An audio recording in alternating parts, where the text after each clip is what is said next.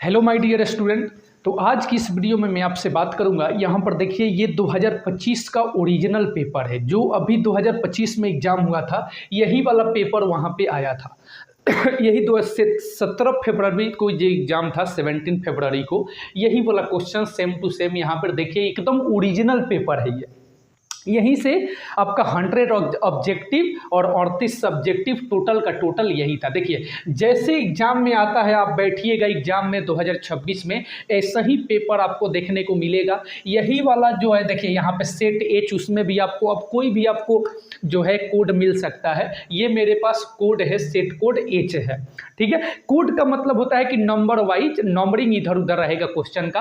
Question same रहता है, 1 से 100 तक क्वेश्चन सभी के पेपर में सेम रहेगा। बस ये सेट कोड अलग अलग होगा, ए से लेकर जेड तक अल्फाबेटिकल होता है। ठीक है, ये देखिए सेकेंडरी स्कूल एग्जामिनेशन 2025। ठीक है, ये मैथ्स का मैं सॉल्यूशन कराऊंगा। इसके बाद साइंस का, एसएसटी का हर जो है सब्जेक्ट का मैं सॉल्यूशन कराऊंगा। ये 2014 से लेकर और 2025 तक, और मैं अपोजिट चलूंगा। पहले 2025 कराऊंगा, फिर 2024, फिर 2023, 2000, इस तरीके से 2014 तक हम लोग कर लेंगे।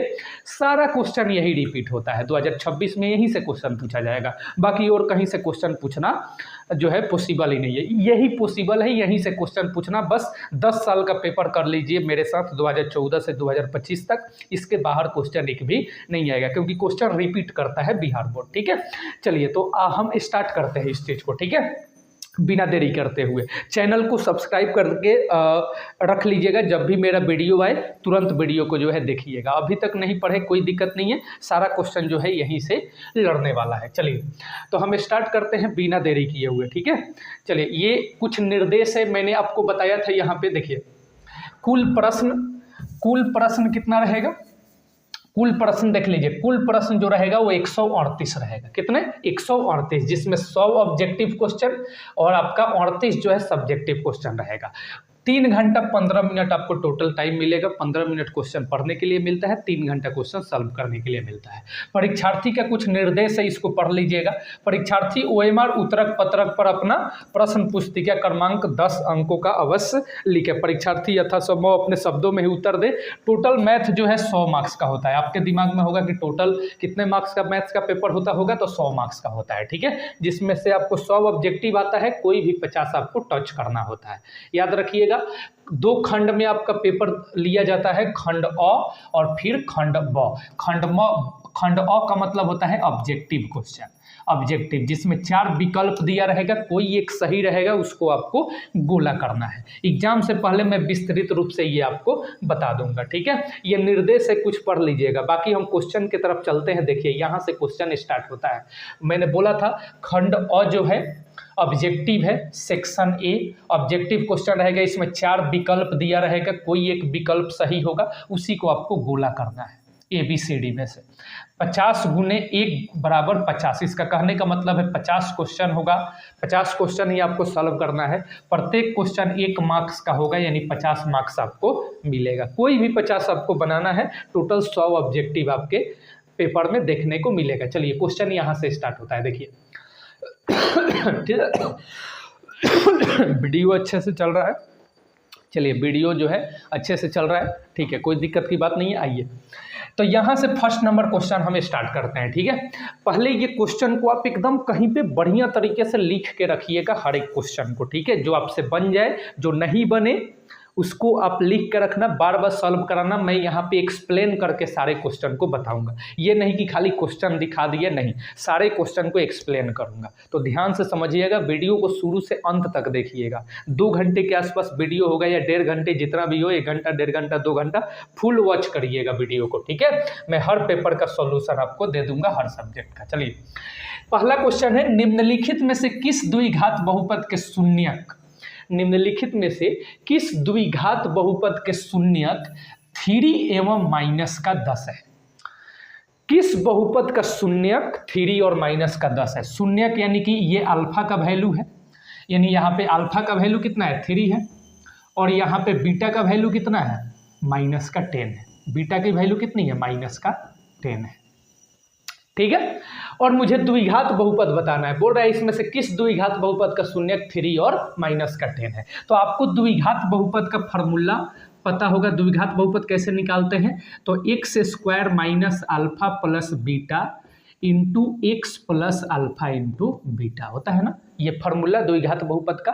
तो मुझे चाहिए अल्फा प्लस बीटा, तो मैं यहाँ से अल्फा प्लस बीटा निकाल लूंगा। कैसे निकालिएगा अल्फा प्लस बीटा, तो देखिए अल्फा प्लस बीटा कैसे निकालिएगा, तो अल्फा के जगह अल्फा की वैल्यू रखिए और बीटा के जगह बीटा का वैल्यू रखिए। माइनस का 10 हो जाएगा, प्लस माइनस क्या होता है माइनस, माइनस का 10 हो जाएगा तो कितना बचेगा माइनस का 7 बचेगा, ठीक है। फिर अब निकाल लीजिए अल्फा इंटू बीटा, तो अल्फा इंटू बीटा कैसे निकालिएगा, तो अल्फा इंटू बीटा, अल्फा के जगह अल्फा की वैल्यू यानी कि 3 और बीटा की जगह बीटा की वैल्यू यानी कि माइनस का 10 यानी कि माइनस का 30 हो जाएगा। देखिए यहाँ पे तो अल्फा इंटू बीटा की जगह कितना रख देंगे -30, अल्फा प्लस बीटा का वैल्यू कितना आ गया माइनस का 7। अब वैल्यू पुट करिए, एक्स स्क्वायर के x square minus alpha plus beta का वैल्यू कितना है, देखिए यहाँ पे आ गया माइनस का 7, तो माइनस माइनस प्लस हो जाएगा, प्लस का 7 एक्स और प्लस अल्फा इंटू बीटा का वैल्यू कितना है माइनस का 30, तो डायरेक्टली मैं प्लस माइनस का 30 लिख देता हूँ यहाँ पे। देखिए इसी द्विघात बहुपद का शून्यक 3 है और माइनस का 10 है। तो देखिए कौन से ऑप्शन में है, तो देखिए फर्स्ट नंबर ऑप्शन ही मैच कर रहा है यहाँ पे। फर्स्ट नंबर ऑप्शन जो है बिल्कुल आपका सही आंसर हो जाएगा। बताइए मेरे भाई कोई दिक्कत, यहाँ पे कोई दिक्कत नहीं होना चाहिए, ठीक है। चलिए आगे चलते हैं। ऐसा ही क्वेश्चन आपका सेकंड नंबर क्वेश्चन है, थोड़ा सा डिफरेंट है। देखिए क्वेश्चन को आपको समझ में आना चाहिए, क्वेश्चन नहीं समझ में आ रहा है 2 बार पढ़िए, 3 बार पढ़िए, 4 बार पढ़िए, बार बार क्वेश्चन पढ़ने से क्वेश्चन का मतलब समझ में आ जाता है, ठीक है। यदि किसी द्विघात बहुपद के शून्यकों का योगफल, ध्यान दीजिएगा, शून्यकों का योगफल कहने का मतलब क्या है अल्फा प्लस बीटा। शून्यकों का योगफल कहने का मतलब अल्फा प्लस बीटा कितना है सिर्फ 3 है। और उनके गुणनफल यानी शून्यकों का गुणनफल कहने का मतलब अल्फा गुने बीटा, ये कितना है माइनस का 2 है, ये गुना है, ठीक है, अल्फा गुने बीटा, ठीक है।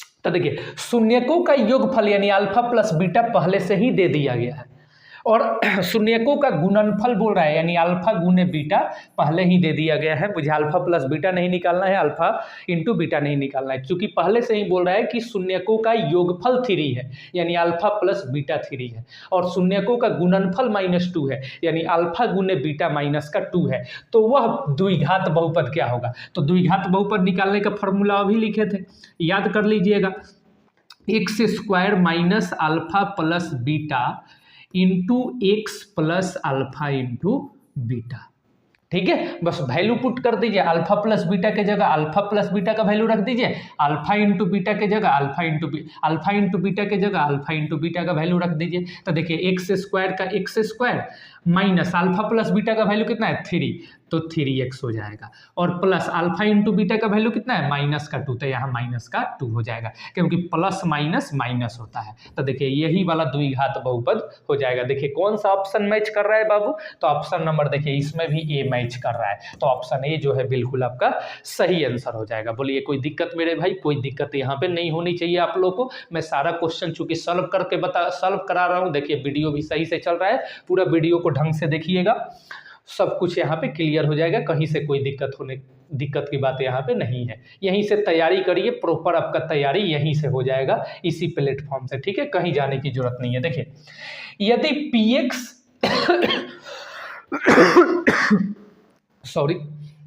यदि px x raise to the power 4 x की power 4 minus 2x cube plus 17x square minus 4x plus 30 को qx x प्लस 2 से भाग दिया जाता है, तो भागफल का घात क्या होगा। देखिए भागफल का घात पूछ रहा है, तो आपको पता होगा कि भागफल क्या है, जैसे बचपन में नहीं सीखे हैं, मान लीजिए 5 में 2 से भाग देना है, तो 2 दूना 4, शेषफल कितना बचा 1, तो इसको बोलते हैं हम भागफल, है ना। तो मुझे भागफल का घात यहाँ पे बताना है, ठीक है। तो आइए हम x प्लस 2 से बोल रहा है भाग देने के लिए, इसमें तो भाग देता हूँ, ठीक है। तो x प्लस 2 से भाग दीजिए, आपको पूरा भाग नहीं देना है, मैं समझाता हूँ। x raise to the power 4, क्योंकि मुझे तो ऑप्शन से मतलब है, पूरा सॉल्व करने की मुझे क्या जरूरत है, minus 2x cube plus 17x square minus 4x अब प्लस 30, इसको भाग देना है, और भागफल का क्या बताना है, घात बताना है। मैं ऊपर भागफल लिख देता हूँ, जगह उधर नहीं है। तो देखिए आपको एक स्टेप ही करना है।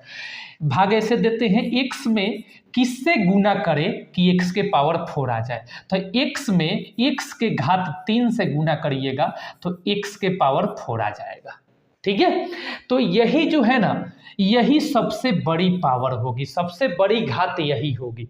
इसके बाद जितना भी मैं सॉल्व करूंगा, भाग दूंगा, तो सब इससे छोटा आता चला जाएगा या इसके बराबर ही आएगा, यानी 3 के बराबर या 3 से छोटा ही आएगा इसके बाद घात जो है। तो सबसे बड़ा घात बाबू होगा वो 3 होगा। तो इसमें 3 देखिए कहाँ पे है, तो ऑप्शन नंबर बी में। देखिए ऑप्शन नंबर बी आपका बिल्कुल सही हो जाएगा। इसके बाद करके देख सकते हैं। देखिए प्लस माइनस क्या होता है यहाँ पे, अब 2 से करिएगा तो 2x क्यूब हो जाएगा, प्लस का यहाँ पे प्लस है ना, तो प्लस का यहाँ पे 2x क्यूब हो जाएगा, 2x क्यूब। ये देखिए ये कट जाएगा, ये माइनस का 2x क्यूब हो जाएगा। तो इसके बाद करिएगा तो ये x स्क्वायर हो जाएगा, तब तो x क्यूब आएगा ना। तो इसके बाद सब इससे छोटा घात होता चला जाएगा। सबसे बड़ी घात कौन सी होगी, यहाँ पे 3 होगी।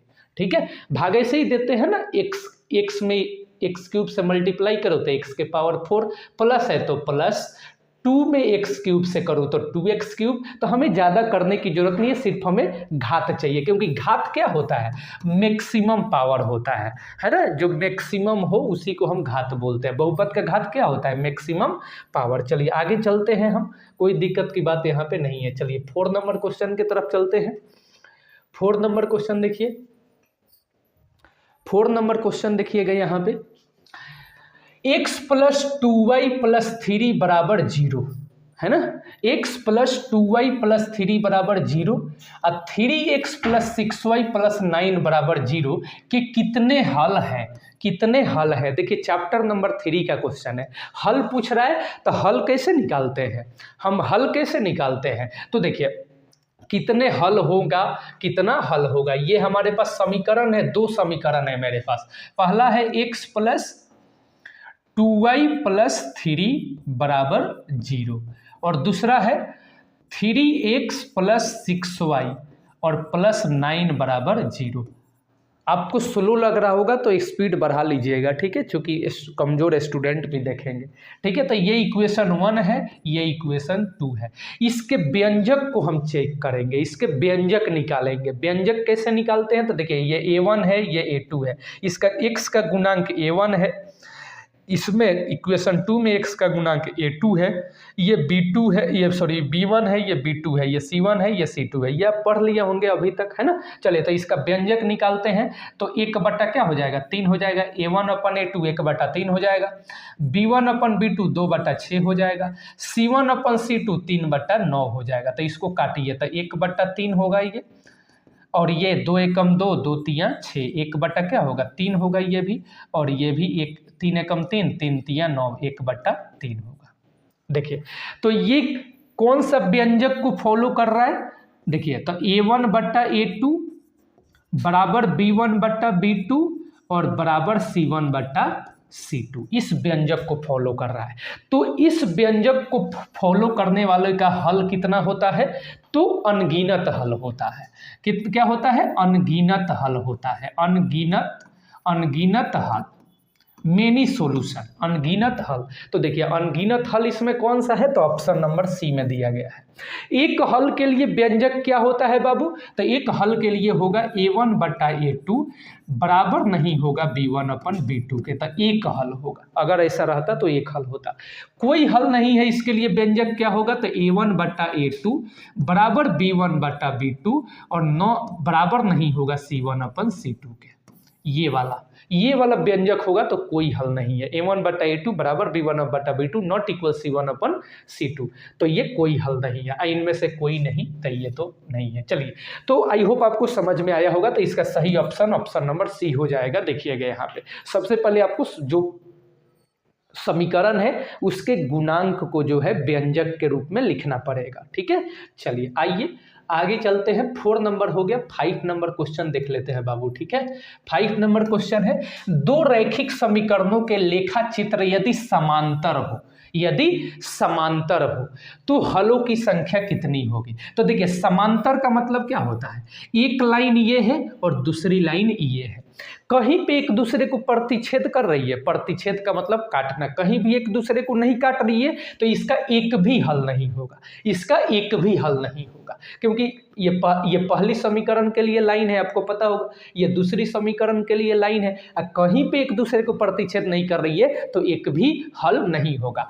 अगर इस तरीके से रहे, एक लाइन ऐसे और दूसरी लाइन इसको काट रही हो, तो देखिए एक पॉइंट पे काट रही है ना, तो यहाँ पे एक हल होगा, जितने पॉइंट पे काटे उतना हल, एक पॉइंट पे काट रही है तो एक हल होगा, क्या होगा, एक हल होगा इसका। कहीं नहीं काट रही है तो कोई हल नहीं, कोई हल नहीं, ठीक है। और एक लाइन ये हो और इसी के ऊपर दूसरी भी लाइन हो, इसी के ऊपर क्या हो, दूसरी लाइन चढ़ी हुई हो, एक लाइन है इसी के ऊपर दूसरी भी लाइन है, तो इसका मतलब कि प्रत्येक पॉइंट पे इसको काट रही है, प्रत्येक पॉइंट पे देखिए इसको काट रही है, प्रत्येक पॉइंट पे इसको काट रही है, प्रत्येक पॉइंट पे इसको काट रही है, यानी कि मेनी सॉल्यूशन होगा, यानी कि अनगिनत हल होगा, अनगिनत हल होगा, है ना। तो देखिए, तो ऐसे होगा तो इसको बोलते हैं प्रतिच्छेदी, क्या बोलते हैं, प्रतिच्छेदी। एक दूसरे को काट रही हो तो इसको बोलते हैं प्रतिच्छेदी, क्या बोलते हैं, प्रतिच्छेदी। और समांतर, इसको बोलते हैं समांतर, समांतर का मतलब जिसका कोई हल नहीं हो, तो लाइन समांतर होगी, लाइन समांतर होगी तो कोई हल नहीं होगा, लाइन एक दूसरे को काट रही हो तो एक हल होगा, यानी कि प्रतिच्छेदी होगा, प्रतिच्छेदी होगा, है ना, प्रतिच्छेदी होगा। और लाइन एक दूसरे के ऊपर हो तो इसको बोलते हैं आश्रित, क्या बोलते हैं, आश्रित, आश्रित, इसको बोलते हैं आश्रित। इस समीकरण को क्या बोलेंगे, आश्रित, यानी एक के ऊपर दूसरी, इसके हल कितना होगा, तो अनगिनत हल होगा, है ना। समीकरण कैसा होगा, तो आश्रित होगा। इस दोनों का क्या होगा, तो इस दोनों में अगर ऐसी समीकरण है, समीकरण में जो लाइन है एक दूसरे को प्रतिच्छेद कर रही है तो एक हल होगा, जितनी पॉइंट पे प्रतिच्छेद करे उतना हल, एक पॉइंट पे प्रतिच्छेद कर रही है तो एक हल, इस समीकरण को बोलते हैं प्रतिच्छेदी यहाँ पे, ठीक है। और इसको बोलते हैं समांतर। तो देखिए तीनों बता दिए हम, एक ही पूछ रहा है यहाँ पे कि समांतर हो तो क्या, कोई हल नहीं, कोई हल नहीं, समांतर हो तो हलों की संख्या, तो कोई हल नहीं, तो देखिए यहाँ पर तो इनमें से कोई नहीं होना चाहिए, है ना, डी नंबर ऑप्शन सही हो जाए, क्योंकि एक होगा तो एक बताइए किसके लिए होगा, प्रतिच्छेदी, है ना। दो किसके लिए होगा, दो नहीं है, अनगिनत आश्रित, है ना, आश्रित हो तो क्या होगा, समीकरण आश्रित होगा तो अनगिनत हल होगा, ठीक है। तो इनमें से कोई नहीं, यहाँ पे ऑप्शन सही हो जाएगा। चलिए आप लोगों को समझ में आया होगा इतना, कोई दिक्कत नहीं है, वीडियो भी मेरा बढ़िया तरीके से चल रहा है, कोई दिक्कत किसी को नहीं होना चाहिए यहाँ पे। चलिए कोई दिक्कत बाबू, कोई परेशानी नहीं होनी चाहिए, कोई दिक्कत होगा तो कमेंट सेक्शन में पूछ लीजिएगा, वीडियो भी ठीक से ठाक से चल रहा है। चलिए आगे देखते हैं, आगे क्या है मेरा, क्योंकि बार बार वीडियो को इसलिए देखना पड़ता है ना कि कभी कभी देखो क्या होता है कि वीडियो हम शूट कर लेते हैं, वीडियो शूट कर लेंगे उसके बाद स्टोरेज फुल हो जाएगा, फिर मेरा मेहनत सारा बर्बाद हो जाता है, इसलिए बार बार देखना होता है। देखिए 6 नंबर क्वेश्चन है, रैखिक समीकरण युग्म 5x माइनस 4y प्लस 8 बराबर 0 एवं 7x प्लस 6y माइनस 9 बराबर 0 है। तो ऑप्शन है कि संगत है, रैखिक युग्म ये है, तो संगत होगा कि असंगत होगा कि आश्रित होगा कि क्या होगा। देखिए सबसे पहले आप ऑप्शन के बारे में समझिए कि संगत का मतलब क्या होता है, असंगत का मतलब क्या होता है। आश्रित तो अभी बताए थे आप लोगों को, है ना। आश्रित कब होगा, जब एक के ऊपर दूसरी लाइन होगी, यानी अगर व्यंजक की बात करें तो a1 बटा a2 बराबर b1 बटा b2 और बराबर c1 बटा c2। इसका हल क्या होगा, तो अनगिनत हल होगा, क्या होगा, अनगिनत हल होगा, ठीक है।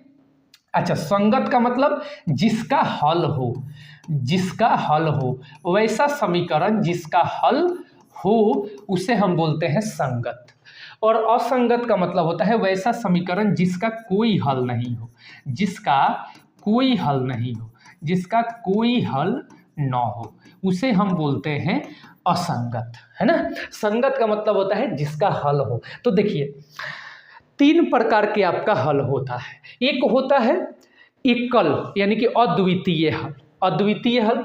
तो संगत में आपका अद्वितीय भी आ जाएगा, देखिए संगत में आपका 2 आ जाएगा, एक तो आपका क्या आ जाएगा, अद्वितीय हल यानी एक हल वाला यानी कि प्रतिच्छेदी, और दूसरा संगत में आ जाएगा अनेक हल यानी कि आश्रित, अनेक हल यानी समीकरण कैसा होगा, आश्रित। तो दोनों हल है, दोनों हल है तो दोनों कंडीशन में हम बोलेंगे इसके लिए क्या होता है, एक हल के लिए a1 बटा a2 बराबर b1 बटा नॉट इक्वल b1 बटा b2। तो समीकरण इस फॉर्म में आएगा तो भी बोलेंगे संगत, और समीकरण इस फॉर्म में आएगा तो भी बोलेंगे संगत, है ना। इस दोनों में से किसी के फॉर्म में आवे तो संगत होगा। सिर्फ एक कंडीशन में समीकरण असंगत होता है, a1 बटा a2 बराबर b1 बटा b2 और बराबर नहीं है c1 अपन c2 के, यानी इस फॉर्म में होगा तो ही असंगत होगा,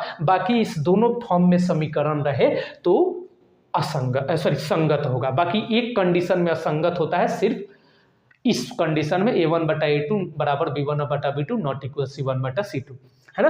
आश्रित के लिए बता दिया। तो देखिए अब हमें समीकरण युग्म चेक करना है। पहला समीकरण क्या है, 5x माइनस 4y अब प्लस 8 बराबर 0। थोड़ा अच्छा से लिखता हूँ, 5x minus 4y, 5x minus 4y plus 8 बराबर 0, और दूसरा 7x प्लस 6y और माइनस 9 बराबर 0। आइए इसका व्यंजक चेक करते हैं। तो व्यंजक क्या होगा, a1 बटा a2 चेक करेंगे। तो a1 बटा a2 बताइए कितना है, a1 बटा a2 क्या है, 5 बटा 7, ये x है, 5 बटा 7 है। b1 बटा b2 चेक करिए, 4 बटा 6 है, यहाँ पे इसको काटिएगा तो 2 दूना 4, 2 तियां 6। अगर ये a1 बटा a2 और b1 बटा b2 बराबर नहीं हो रहा है तो हमें c1 बटा c2 निकालने की जरूरत नहीं है, क्योंकि यही दोनों बराबर नहीं हो रहा है। तो इसको बोलते हैं अद्वितीय। क्या बोलते हैं, अद्वितीय, यानी कि इसका एक हल। इसमें कितना होगा, एक हल होगा, एक हल होगा, एक हल होगा। तो मैंने क्या बताया, जिसका हल हो उसे संगत कहते हैं। संगत दो कंडीशन में होगा, जिसमें एक हल हो या फिर अनेक हल हो। तो देखो इस कंडीशन को फॉलो कर रहा है ना, यानी कि ये संगत है। सिर्फ इस कंडीशन को फॉलो करेगा तो असंगत होगा समीकरण। तो इसका सही ऑप्शन ए नंबर हो जाएगा। ठीक है, आई होप आपको ये कंक्लूजन समझ में आया होगा। ठीक है, चलिए तो इस तरीके से हम एक्सप्लेन करके हर एक क्वेश्चन को बताएंगे आप लोगों को, कोई कहीं से किसी को कोई दिक्कत नहीं होगा। चलिए आइए अगला 7 नंबर क्वेश्चन हम चेक करते हैं। ठीक है, आइए 7 नंबर क्वेश्चन हम चेक करते हैं कि यदि द्विघात समीकरण 3x square minus 5x plus 2 बराबर 0 के मूल अल्फा एवं बीटा हो तो ए स्क्वायर प्लस बी स्क्वायर, यानी अल्फा का स्क्वायर प्लस बीटा का स्क्वायर का मान क्या होगा। ये द्विघात समीकरण मेरे को दे दिया गया है, इसमें अल्फा स्क्वायर प्लस बीटा का स्क्वायर का वैल्यू पूछ रहा है यहाँ पे। तो देखिए आप 7 या 8 में एक फार्मूला पढ़े होंगे कि ए स्क्वायर प्लस बी स्क्वायर, क्या लिखते थे, ए प्लस बी का होल स्क्वायर और माइनस 2ab, यही तो लिखते थे, है ना। तो बस इसी फॉर्म में ये है alpha square plus beta square, तो बस इसका फार्मूला लिख दीजिए यहाँ पे इसी फॉर्म में। तो ये क्या हो जाएगा, अल्फा प्लस बीटा का whole square minus 2 alpha into beta. देखिए ए प्लस बी का होल स्क्वायर माइनस 2ab, यानी कि 2 अल्फा इंटू बीटा। बस वैल्यू रखिए यहाँ पे। अल्फा प्लस बीटा का मतलब क्या होता है, माइनस बी बट्टा ए का होल स्क्वायर बोल रहा है, तो होल स्क्वायर, सॉरी ये आपका माइनस है, बराबर नहीं है। 2 अल्फा इंटू बीटा, तो 2 इंटू सी बट्टा ए, अल्फा इंटू बीटा का मतलब सी बट्टा ए, माइनस बी बाई ये कहने का मतलब क्या है। अब देखिए ये आपका ए होता है, ये आपका बी होता है और ये आपका सी होता है। ए का मतलब 3, बी का मतलब एक्स की कोफिशिएंट यानी गुणांक यानी कि 5 और कांस्टेंट सी यानी कि 2। तो देखिए बी की वैल्यू कितनी है, माइनस का 5, तो माइनस माइनस क्या हो जाएगा प्लस, तो प्लस का 5 हो जाएगा। ए की वैल्यू कितनी है 3 हो जाएगी, माइनस 2c बाई ए, तो 2 और c बाई ए, सी कितना है 2 और ए कितना है 3, 2 बट्टा 3, 2 बट्टा 3, 2 बट्टा 3। ठीक है, चलिए ये गुना है बाबू यहाँ पे, है ना। तो आप देखिए 5 बट्टा 3, 5 बट्टा 3 माइनस 2 दूना 4 बट्टा 3, 2 दूना 4 बट्टा 3 यहाँ पे, है ना। चलिए तो 1 बट्टा, ये कहीं गलत हो रहा है क्या, एक second, c by A, C का वैल्यू b बट्टा ए, b बट्टा ए 5 बट्टा 3 हो गया, minus 2 alpha into beta c by A हो गया, तो 2 बट्टा 3 हो गया, है ना। तो सी बाई ये तो ठीक तो है। तो ये 1/3 यहाँ पे 1/3 नहीं होगा, रुक जाओ यहाँ पे गलत हो गया है, एक सेकेंड, गलत हो गया है। माइनस बी बाई ए, तो बी का वैल्यू कितना है यहाँ पे माइनस का 5 यानी 5/3 हो जाएगा। इसका स्क्वायर है ना बाबू, मैंने स्क्वायर नहीं लिखा था। और देखिए देखो माइनस बी बाई ए का square 2 into alpha into beta 2 into C by A. C का वैल्यू कितना है 2 और ए का वैल्यू कितना है 3। 5 5 का स्क्वायर 25 और 3 का 9 माइनस 2 दूना 4/3 हो जाएगा। बहुत बढ़िया, चलिए यहीं पे गलत हुआ था। 9 और 3 का एलसीएम कितना हो जाएगा 9 हो जाएगा। 9 एकम 9 तो 25 एकम 25 माइनस 3 तिया 9 तो 4 तिया 12, 25 में से 12 जाएगा 13 बचेगा, बट्टा में 9 होगा। 13/9 यानी कि ऑप्शन नंबर ए जो है वो बिल्कुल आपका सही आंसर हो जाएगा। बताइए कोई दिक्कत है यहाँ पे? कोई दिक्कत नहीं, वीडियो भी सही से चल रहा है, आप लोगों को समझ में भी आ रहा होगा। थोड़ा सा नहीं दिखाई दे रहा है क्या? जो लिख रहे हैं वो दिखाई दे रहा होगा, ठीक है। नहीं तो थोड़ा सा ब्राइटनेस जो है वो कम कर देंगे यहाँ पे, है ना, थोड़ा सा कम कर देंगे, ठीक है। तो अब तो दिख ही रहा होगा। हाँ ठीक है, चलो अच्छा दिख रहा है, कोई दिक्कत की बात नहीं है। चलिए आगे चलते हैं बाबू, 7 के बाद 8 नंबर क्वेश्चन की तरफ चलते हैं, ठीक है। आई होप आपको एक्सप्लेनेशन समझ में आ रहा होगा। 8 नंबर क्वेश्चन है, द्विघात समीकरण इतना का मूल 2 है तो p का मान बताइए। देखिए मूल का मतलब होता है x की वैल्यू, x की वैल्यू, मूल का मतलब क्या होता है x की वैल्यू, है ना, याद रखिएगा। मूल जहाँ पे हो समझ जाइए वो x की वैल्यू है। जो भी यहाँ पे चर है, x रहे y रहे z रहे, और उसमें मूल जो भी दिया रहे समझिए वो चर की वैल्यू है। क्या है? वो चर की वैल्यू है। तो इसमें चर क्या है? x है, तो मूल कितना है 2, तो इसमें x की वैल्यू कितनी है 2 है, यानी चर की वैल्यू 2 है। चलिए तो ये समीकरण लिखते हैं, ये समीकरण, ये px समीकरण को px से लिखते हैं। तो px कितनी है 2x² माइनस 7x और माइनस p बराबर 0, ठीक है। ये समीकरण है, इसमें मूल क्या है 2, यानी चर की वैल्यू कितनी है 2। तो जहां जहां x है वहां वहां 2 रखिए। तो 2 गुने 2 का स्क्वायर माइनस 7 गुने 2 और माइनस p बराबर 0। देखिए यहाँ पे, ठीक है। 2 दूना 4, 4 दूना 2 का स्क्वायर 4 और 4 दूना 8 माइनस 7 दूना 14 और माइनस p बराबर 0, ठीक है। अब देखिए 14 में से 8 जाएगा तो माइनस का 7 बचेगा, माइनस p बराबर 0 हो जाएगा, ठीक है। अब देखिए 7 को उधर भेज दीजिए, है ना, तो माइनस का p बच जाएगा और ये प्लस का 7 उधर चला जाएगा। अब इस माइनस को मुझे उधर भेजना है, क्योंकि माइनस p का वैल्यू नहीं पूछ रहा है, केवल p का वैल्यू पूछ रहा है। तो माइनस को क्या कर दिए 7 के साथ लगा दीजिए, ठीक है। तो p बराबर क्या हो जाएगा माइनस का 7। देखिए तो ऑप्शन में कौन सा है? तो देखिए ऑप्शन में माइनस का 7 होगा और 6 होता है ना बाबू, सॉरी, यहाँ पर थोड़ी सी मिस्टेक हो गई है। 14 में से 8 जाएगा तो 6 बचेगा ना यहाँ पे, है ना। तो ये क्या हो जाएगा माइनस का 6 बच जाएगा यहाँ पे। तो ये होगा आपका माइनस का 6 हो जाएगा, ये हो जाएगा आपका माइनस का 6 हो जाएगा, ठीक है। माइनस का 6 ऑप्शन नंबर सी बच जाएगा, ठीक है। कोई दिक्कत यहाँ पे? कोई दिक्कत किसी को नहीं होती होगी। चलिए आगे चलते हैं, कोई दिक्कत नहीं। चलिए वीडियो भी शानदार चल रही है, कोई दिक्कत की बात यहाँ पे नहीं है। चलिए 9 नंबर क्वेश्चन को देख लेते हैं। भैया आए हैं माँ, तो यहाँ पे 9 नंबर क्वेश्चन देख लीजिए। खुल गया, रहने दे, खुल गया। चलिए देखिए 9 नंबर क्वेश्चन यहाँ पे है। 9 नंबर क्वेश्चन क्या कह रहा है कि यदि द्विघात समीकरण 2x² माइनस x माइनस 6 बराबर 0 है का एक मूल -3/2 है, तो इसका दूसरा मूल क्या होगा, ये पूछ रहा है। ये द्विघात समीकरण है, 2x² माइनस x माइनस 6 बराबर 0 का एक मूल कितना है -3/2, तो इसका दूसरा मूल बताना है। यानी कि एक मूल, यानी कि मान लीजिए ये अल्फा का वैल्यू है, तो दूसरा मूल यानी कि बीटा हमें बताना है ना। इस द्विघात समीकरण का एक मूल यहाँ पे -3/2 है, यानी अल्फा -3/2 है, और इसका दूसरा दूसरा मूल मुझे बताना है, यानी कि बीटा हमें बताना है यहाँ पे, ठीक है। तो देखो इस समीकरण को लिख लो, या फिर एक यहाँ पे रिलेशन होता है अल्फा इंटू बीटा बराबर सी बट्टा ए, अल्फा इंटू बीटा बराबर सी बट्टा ए। अल्फा की वैल्यू कितनी है यहाँ पे -3/2 रख दो, यहाँ पे -3/2। बीटा मुझे बतानी है तो बीटा का बीटा लिखो यहाँ पे सी बट्टा ए। तो सी कहाँ से निकालोगे, अभी बताए हैं यहाँ पे समीकरण से। ये हमारा ए की वैल्यू है, ये हमारी बी की वैल्यू है इसकी गुणांक, और ये हमारी सी की वैल्यू है, ठीक है। तो सी क्या है -6 है, तो यहाँ -6 लिख दो, और ए कितनी है 2 है, तो यहाँ पे 2 लिख दो यहाँ पे।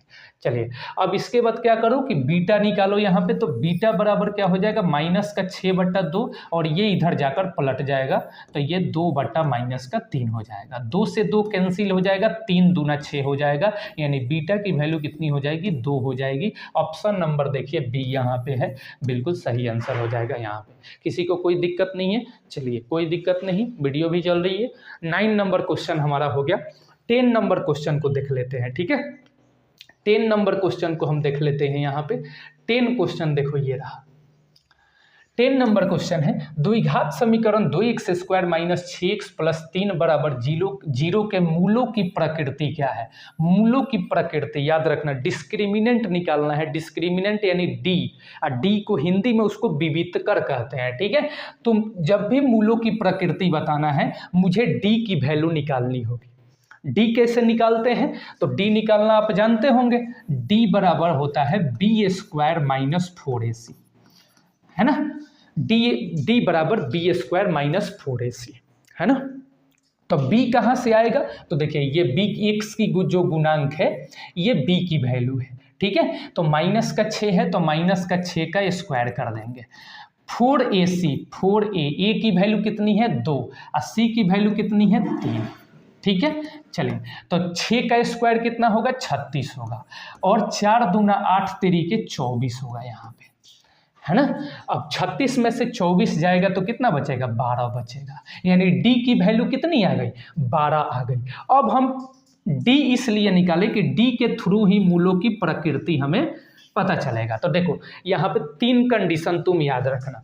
यदि डी जो है 0 से बड़ा हो, डी की वैल्यू 0 से बड़ा हो, इधर जिधर इसका मुंह घुमा दो वो बड़ा है, यानी डी अगर 0 से बड़ा हो तो मूल क्या होगा, तो मूल यहाँ पे मूल जो होगा वो वास्तविक और असमान होगा। वास्तविक और असमान, वास्तविक और असमान होगा, असमान होगा, ठीक है। यदि d की वैल्यू 0 से बड़ा है तो मूल वास्तविक और असमान होगा। आंसर हमें यहीं पे मिल गया है। देखो d जो मैंने निकाला है ये 0 से बड़ा है, क्योंकि यहाँ पे 12 है, तो अभी इसका मूल क्या होगा वास्तविक और असमान होगा।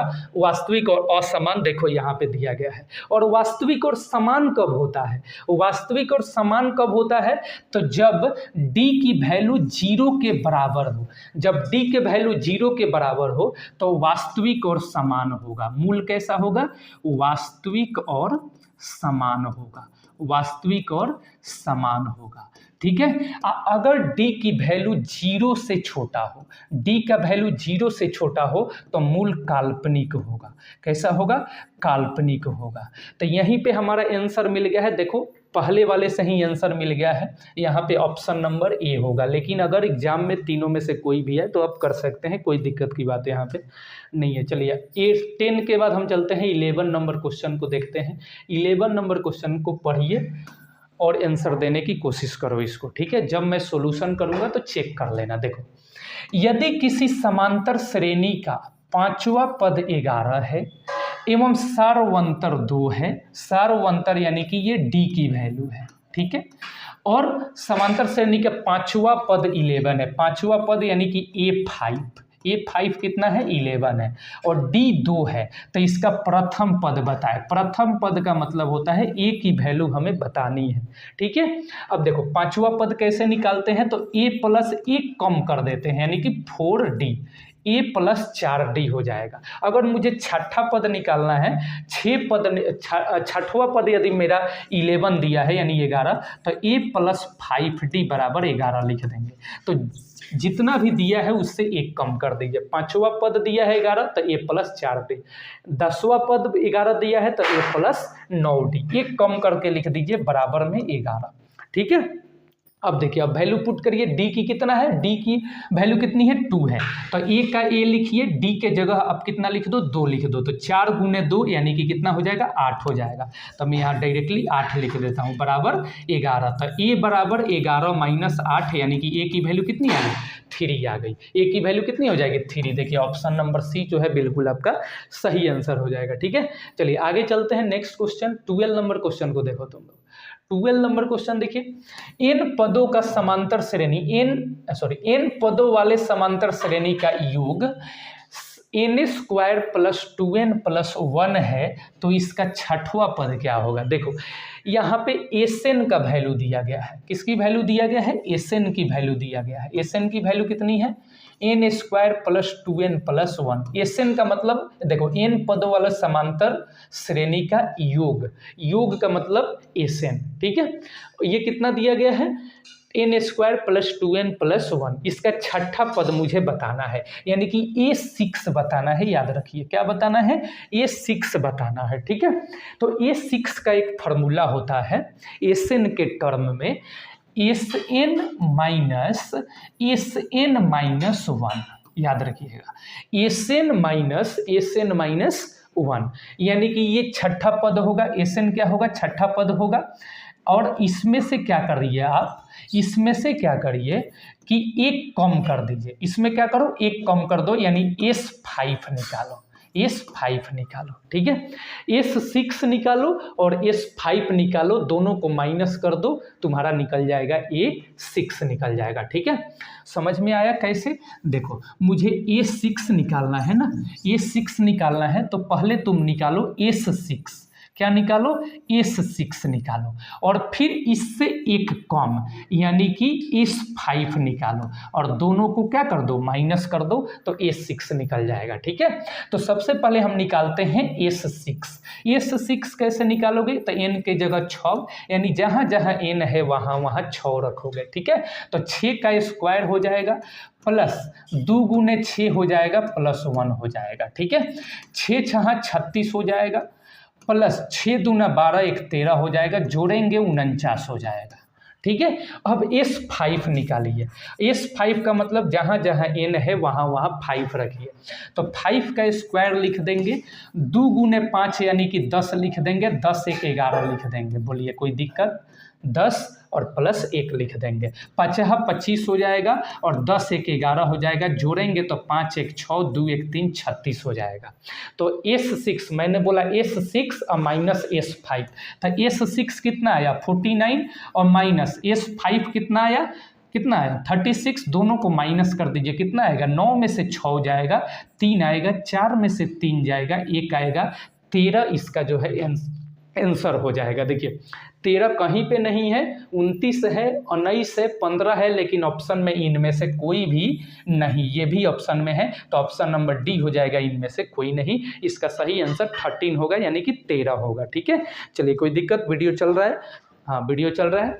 चलिए आगे नेक्स्ट क्वेश्चन को देखते हैं हम। कोई दिक्कत यहाँ पे नहीं होनी चाहिए, कोई दिक्कत होगा जितने नंबर में कमेंट सेक्शन में बता देना, फिर से मैं इसको नेक्स्ट जब पेपर सॉल्यूशन कराऊंगा तो उसमें बता दूंगा। चलो 13 नंबर क्वेश्चन देखना, बोल रहा है निम्नलिखित में कौन समांतर श्रेणी में है, यानी एपी में है। समांतर श्रेणी यानी कि एपी, कौन एपी में है, तो इसको चेक करने के लिए सबसे पहले हम डी निकालते हैं। क्या निकालते हैं, डी, यानी कि सार्वंतर निकालते हैं।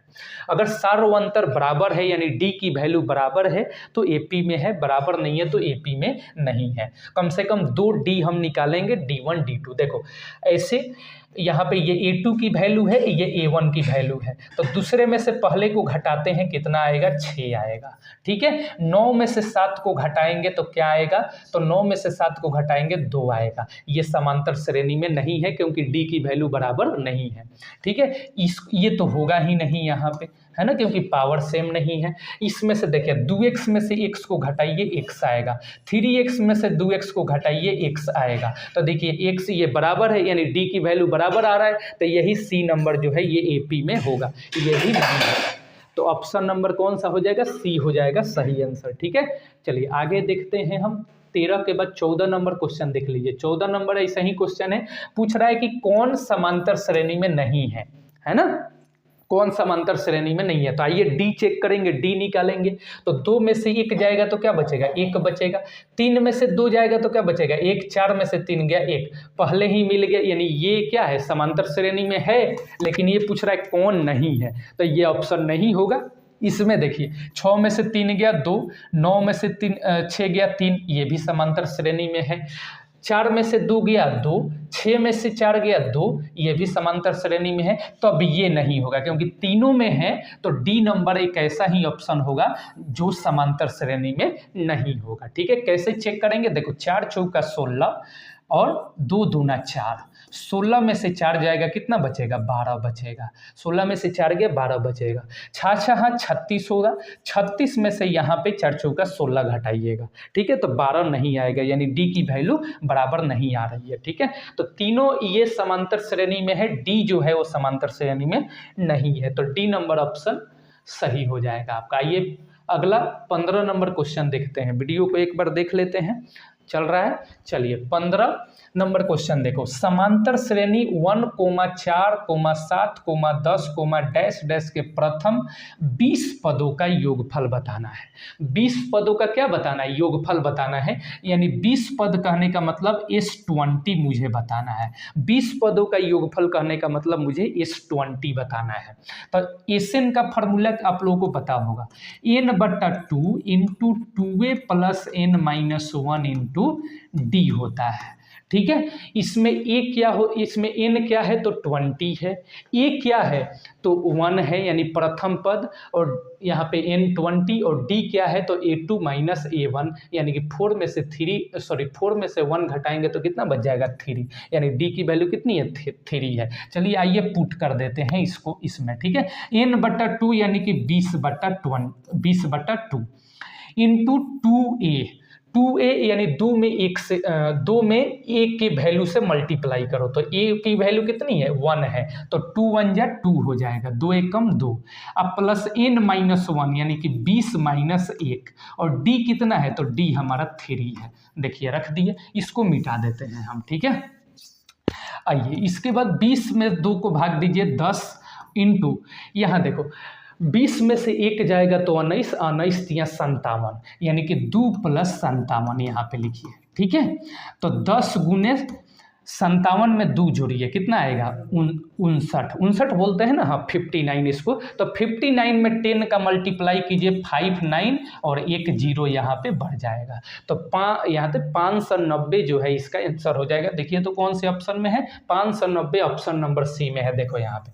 ऑप्शन नंबर सी जो है वो बिल्कुल सही यहाँ पे आंसर हो जाएगा। ठीक है, कोई दिक्कत यहाँ पे नहीं है। चलिए नेक्स्ट क्वेश्चन की तरफ चलते हैं। बहुत ईजी क्वेश्चन है सारे के सारे, बहुत टफ भी नहीं है, इजी टू मॉडरेट क्वेश्चन है। चलिए 16 नंबर क्वेश्चन देख लो। निम्नलिखित में किसका मान 1 के बराबर है?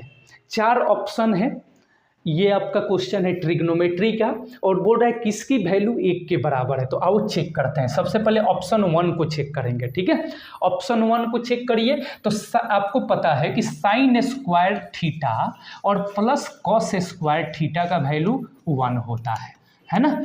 थीटा कुछ भी हो सकता है, यहाँ थीटा की वैल्यू देखिए 60 है, थीटा की वैल्यू कितनी है? 60, लेकिन यहाँ पर देखिए स्क्वायर नहीं है। अगर ये स्क्वायर रहता तो इसी की वैल्यू कितनी हो जाती? 1 हो जाती, तो ऑप्शन नंबर ए सही हो जाता, लेकिन यहाँ पे ऐसा नहीं है, sign square theta plus cos theta सिर्फ है, तो ये आंसर, ये ऑप्शन गलत हो जाएगा। ठीक है, दूसरा ये चेक करते हैं, यहाँ पे साइन 90 इंटू कॉस 90, ये कैसे हो जाएगा? नहीं, sine theta into cosec theta होता है क्या? 1 sine theta into cosec theta बराबर 1 होता है। ठीक है, तो ये भी नहीं होगा, बी नंबर ऑप्शन भी हमारा क्या हो जाएगा, गलत हो जाएगा। ठीक है, आइए सी नंबर ऑप्शन को चेक करते हैं। साइन स्क्वायर 60, ये तो होगा ही नहीं, क्योंकि साइन 30 का वैल्यू होता है √3/2, इसका स्क्वायर करेंगे तो ये 9/4 सॉरी 3/2 आ जाएगा, 3/4 आ जाएगा यहाँ पे, है ना। लेकिन ये तो एक पूछ रहा है। अब आइए डी नंबर, जब तीनों गलत है तो डी ऑप्शन तो होना तय है एकदम, तो ऑप्शन नंबर डी जो है वो हो जाएगा। आइए हम बता भी देते हैं इसको। ठीक है, तो साइन 45 का वैल्यू कितना होता है, 1/√2 होता है। ठीक है, और मल्टीप्लाई 1/cos 25 का सॉरी cos 45 का वैल्यू कितना होगा, तो ये भी 1/√2 ही होगा।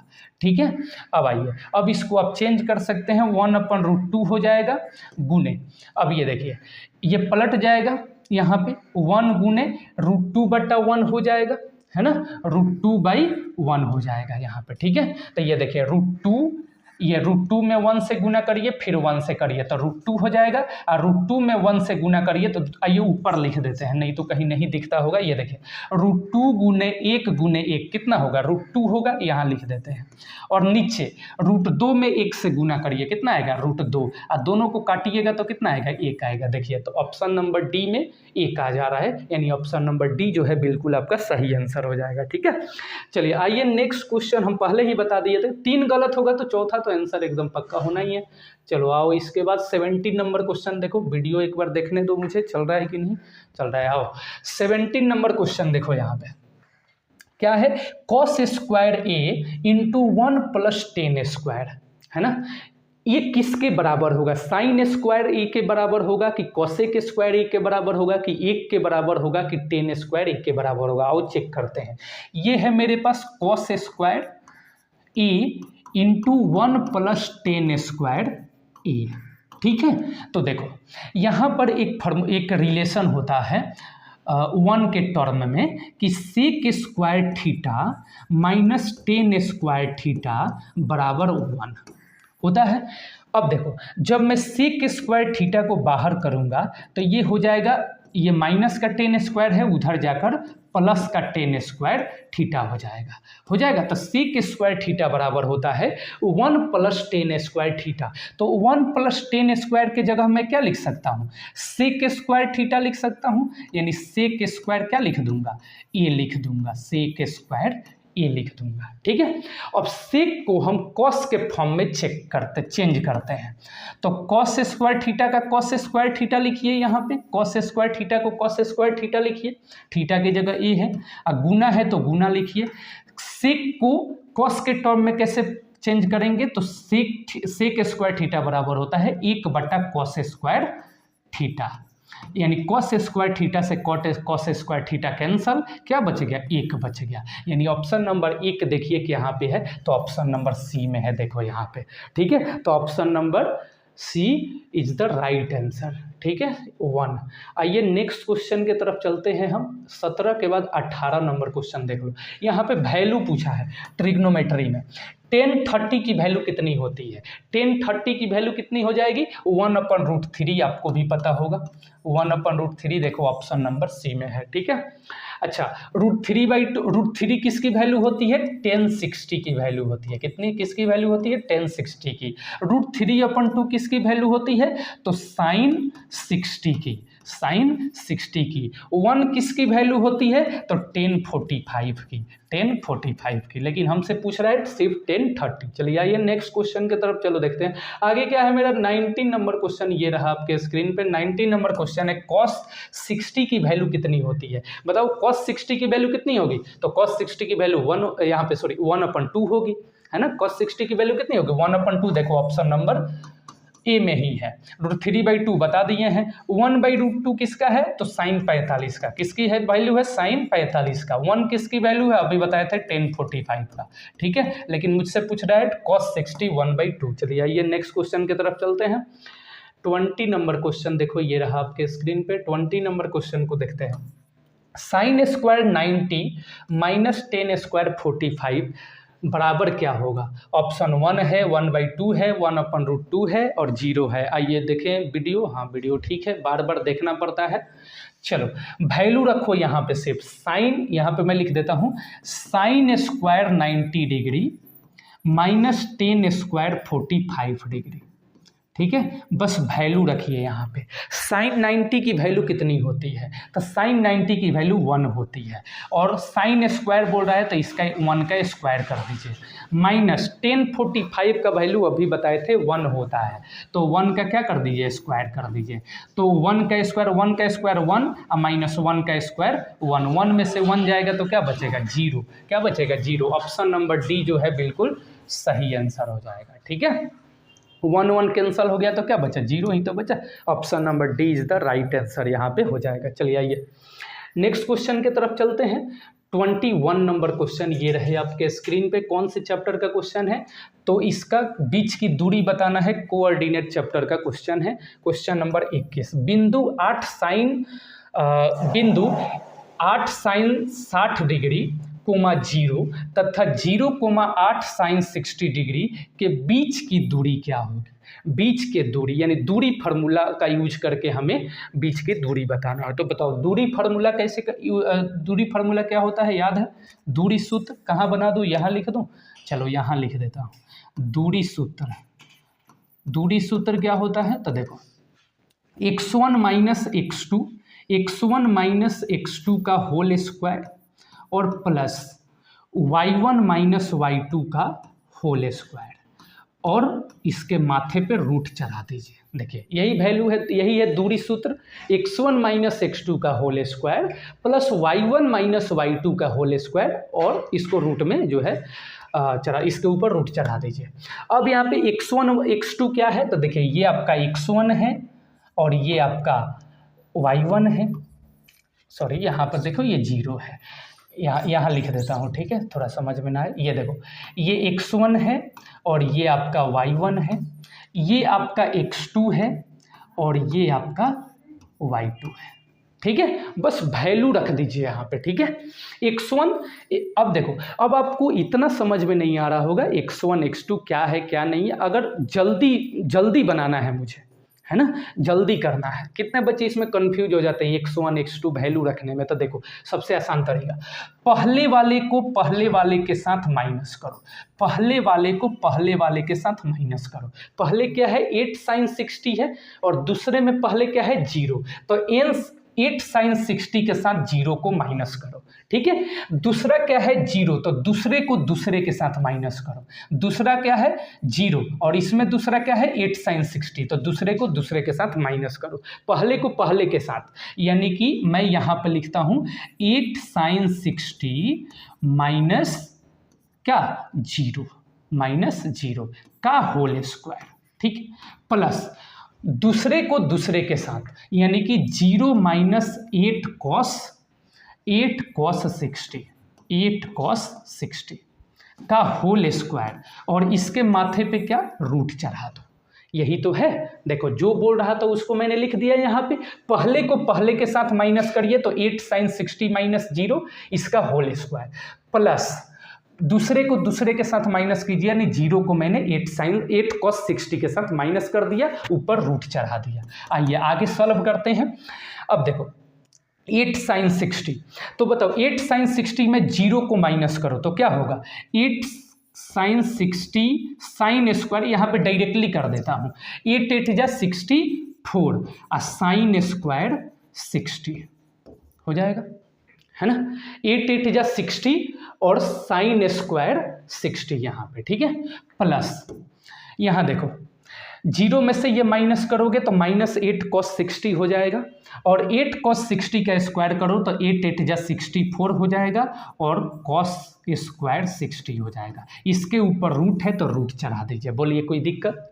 देखो 8 साइन 60 में 0 को माइनस किया, 8 क्योंकि ये 0 तो हट जाएगा दोनों से, है ना, क्योंकि जीरो में से माइनस करते हैं तो वही आ जाता है। तो देखो 8 sin 60 का स्क्वायर किया तो 8 8 जा 64, 8 अट्ठाई 64 और साइन स्क्वायर 60 प्लस है तो प्लस, फिर 8 अट्ठाई 64 और कॉस स्क्वायर 60 लिख दिया। ठीक है, अब देखिए 60 64 64 यानी 64 दोनों में कॉमन है, तो 64 कॉमन ले लीजिए।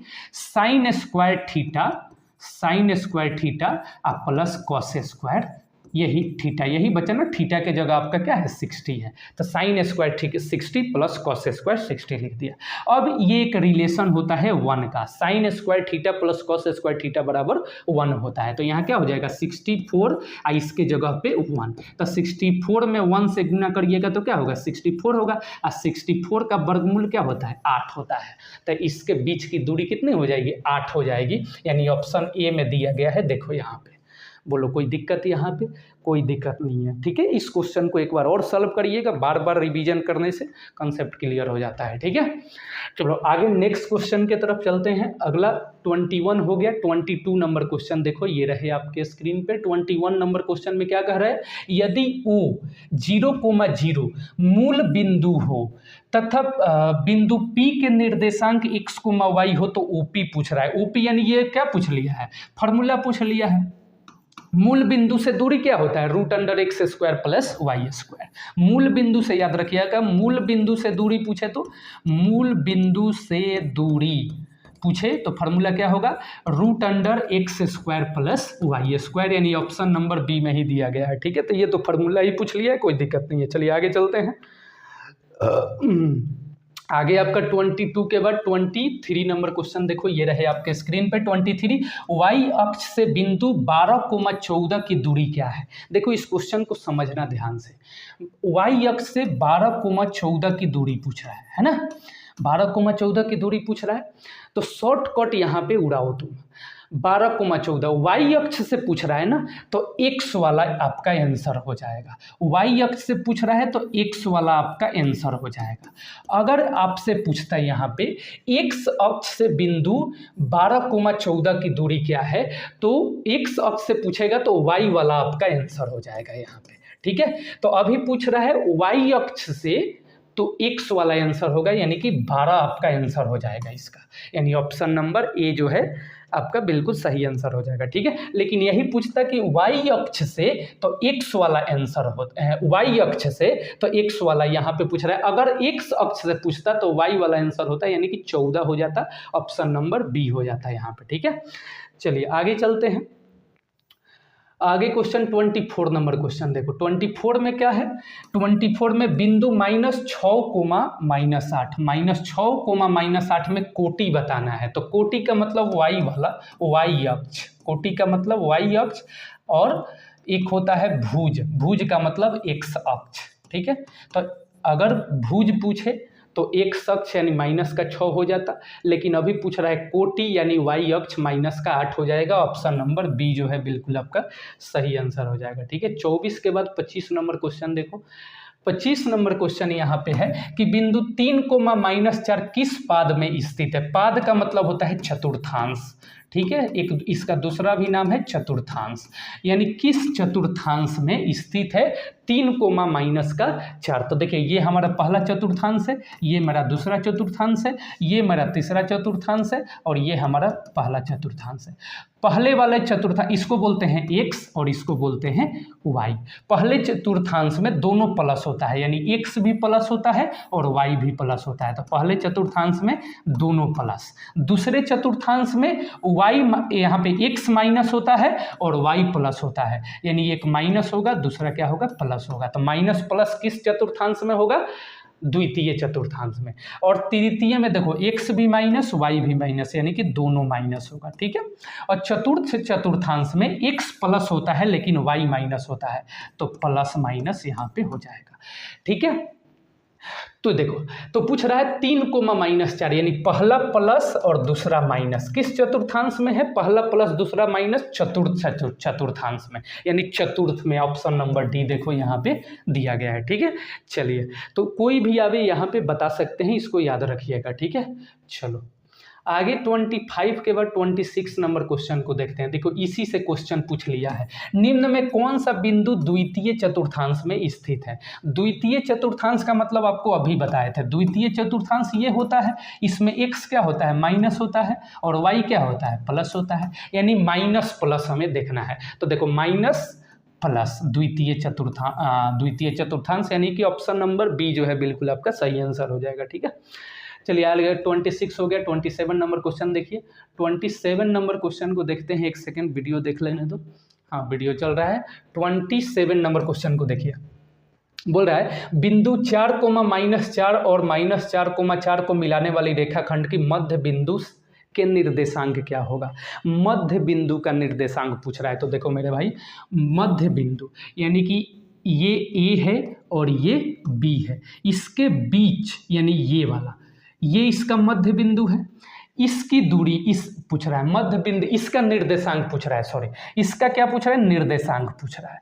ये दोनों का निर्देशांक दे दिया गया है, यानी ए का निर्देशांक कितना दिया है, 4, -4, और बी का निर्देशांक कितना दिया है, किधर है जी, हाँ ये -4, 4, और हमसे क्या पूछ रहा है, मध्य बिंदु का निर्देशांक, मध्य बिंदु का निर्देशांक। तो बताइए मध्य बिंदु का निर्देशांक कैसे निकालते हैं। तो देखो उसके लिए फार्मूला है, मध्य बिंदु का निर्देशांक निकालने का कभी कभी एग्जाम में फार्मूला भी पूछ लेता है, तो याद रखिएगा x1 + x2 का होल, सॉरी x1 + x2 बटा 2, y1 + y2 2, ये है आपका मध्य बिंदु का निर्देशांक। ये कभी एग्जाम में पूछे तो आप ये फार्मूला भी कभी कभी पूछ लेता है, लेकिन अगर क्वेश्चन पूछ रहा है तो आपको इतना लिखने की जरूरत नहीं है, बच्चे घबरा जाते हैं। आप क्या करो, सबसे आसान तरीका, पहले को पहले के साथ जोड़ो और 2 से भाग दे दो, दूसरे वाले को दूसरे वाले के साथ जोड़ो और 2 से भाग दे दो, बस। ठीक है, पहले वाले को पहले के साथ यानी 4 और दूसरा क्या है -4 बटा 2, दूसरे वाले को दूसरे के साथ जोड़ो तो -4 और +4 बटा 2।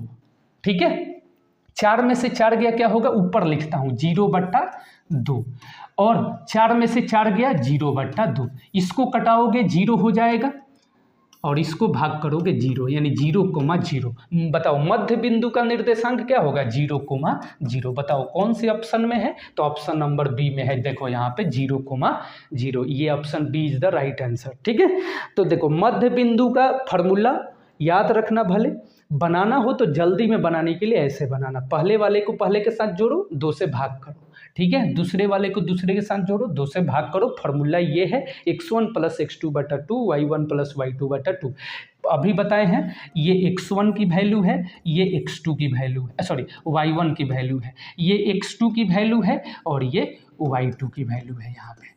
ठीक है, चलिए कोई दिक्कत नहीं, आगे चलते हैं नेक्स्ट क्वेश्चन की तरफ। 28 नंबर क्वेश्चन ये रहे आपके स्क्रीन पे। 28 नंबर क्वेश्चन देखो, रेखाखंड AB के मध्य बिंदु, रेखाखंड AB का मध्य बिंदु 2,4 है। अभी बताए थे ये रेखाखंड है AB और इसका मध्य बिंदु ये है, इसका निर्देशांक क्या है, 2,4 है, 2,4 है, और A का नियामक कितना है, 5,7 है। तो B का नियामक पूछ रहा है, किसका पूछ रहा है, B का नियामक पूछ रहा है यहाँ पे, है ना। B का नियामक क्या होगा, तो देखिए ये मान लीजिए x1 है, ये मान लीजिए x2 है, ये सॉरी x1 और y1 और ये x2 y2 हमें बताना है। ठीक है, और ये है मेरा समझ लीजिए PQ है यहाँ पे। ठीक है, तो सबसे पहले मैं निकालता हूँ यहाँ पे x2 है और ये y2 है। सबसे पहले मैं बाबू निकालता हूँ x2, क्या निकालता हूँ,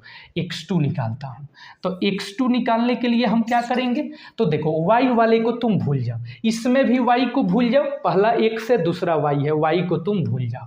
ठीक है, थोड़ी देर के लिए y को भूल जाओ, इसमें भी ये x है, ये y है, y को तुम भूल जाओ, इसमें भी y है, y को तुम भूल जाओ, क्योंकि हमें पहले x निकालना है ना। तो देखो ये हम अभी सपोज दैट इसको p मान लेते हैं, क्या मान लेते हैं, p मान लेते हैं। तो p बराबर, यानी ये एक्चुअल में x ही है, तो p बराबर ये क्या हो जाए, p कितना है यहाँ पे, x कितना है, 2 है, मैं 2 लिख देता हूँ, बराबर पहले वाले को पहले वाले के साथ जोड़ो, यही तो बताया था, पहले वाले को पहले वाले के साथ जोड़ो, दूसरे वाले को दूसरे वाले के साथ जोड़ो। तो पहला वाला 5 है, दूसरा वाला पहला वाला 5 है, इसमें पहला वाला x+2 है, तो 5 + x2 और बट्टे में क्या करते हैं 2 से भाग देते थे। हमने इसको p ऐसा ही माना है, p q आपको समझने के लिए जरूरी नहीं है, मत मानिए अगर आपको p q नहीं मानना है तो, ठीक है। नीचे ये क्रॉस मल्टीप्लाई हो जाएगा, 2 दूना 4 बराबर 5 + x2 हो जाएगा। तो बताओ x2 की वैल्यू कितनी होगी यहाँ पे, तो 4 को इधर भेज दीजिए, 5 को इधर भेज दीजिए, तो ये कितना हो जाएगा -1। x2 की वैल्यू कितनी हो जाएगी -1 हो जाएगा, यानी x2 की वैल्यू -1। अब y2 निकालना है तो तुम x वाला भूल जाओ, y2 निकालना है तो तुम x वाला भूल जाओ। देखो यहाँ पे ये कितना है 7 है, 7 का 7 लिख देते हैं, यहाँ पे 4 है, 4 का 4 लिख देते हैं, ठीक है यहाँ पर, और यहाँ पर x2 है तो x2 का x2 लिख देते हैं। अब तुम y निकालना है ना तो x वाले को भूल जाओ, सभी जगह के x वाले को तुम भूल जाओ, ठीक है। y2 मुझे निकालना है तो वही काम करो, ये y की वैल्यू है तो 4 लिखो और दूसरे वाले को दूसरे के साथ जोड़ो, यानी 7 + y2 बट्टा कितना 2, क्योंकि मध्य बिंदु है, यही तो पूछ रहा है, मध्य बिंदु दिया गया है तो मध्य बिंदु के लिए बट्टे में 2 करेंगे, फार्मूला अभी बताया था। 4 दूना क्या होता है, क्रॉस मल्टीप्लाई करो, 4 दूना 8, 4 दूना 8 बराबर 7 एकम 7 + y2। तो बताओ y2 की वैल्यू कितनी होगी, ये 7 इधर जाकर माइनस होगा यानी कि 1 होगी, y की वैल्यू कितनी होगी 1 होगी, तो यहाँ पर लिख देता हूँ 1। बोलो कोई दिक्कत यहाँ पे, कोई दिक्कत नहीं है, तो -1,1 होगा, -1,1 देखो ऑप्शन नंबर डी में है, तो ऑप्शन डी जो है बिल्कुल आपका सही आंसर हो जाएगा। बताओ कोई दिक्कत यहाँ पे, कोई दिक्कत यहाँ पे नहीं है। चलिए समझ में आ गया, नेक्स्ट क्वेश्चन की तरफ चलते हैं, 29 नंबर क्वेश्चन।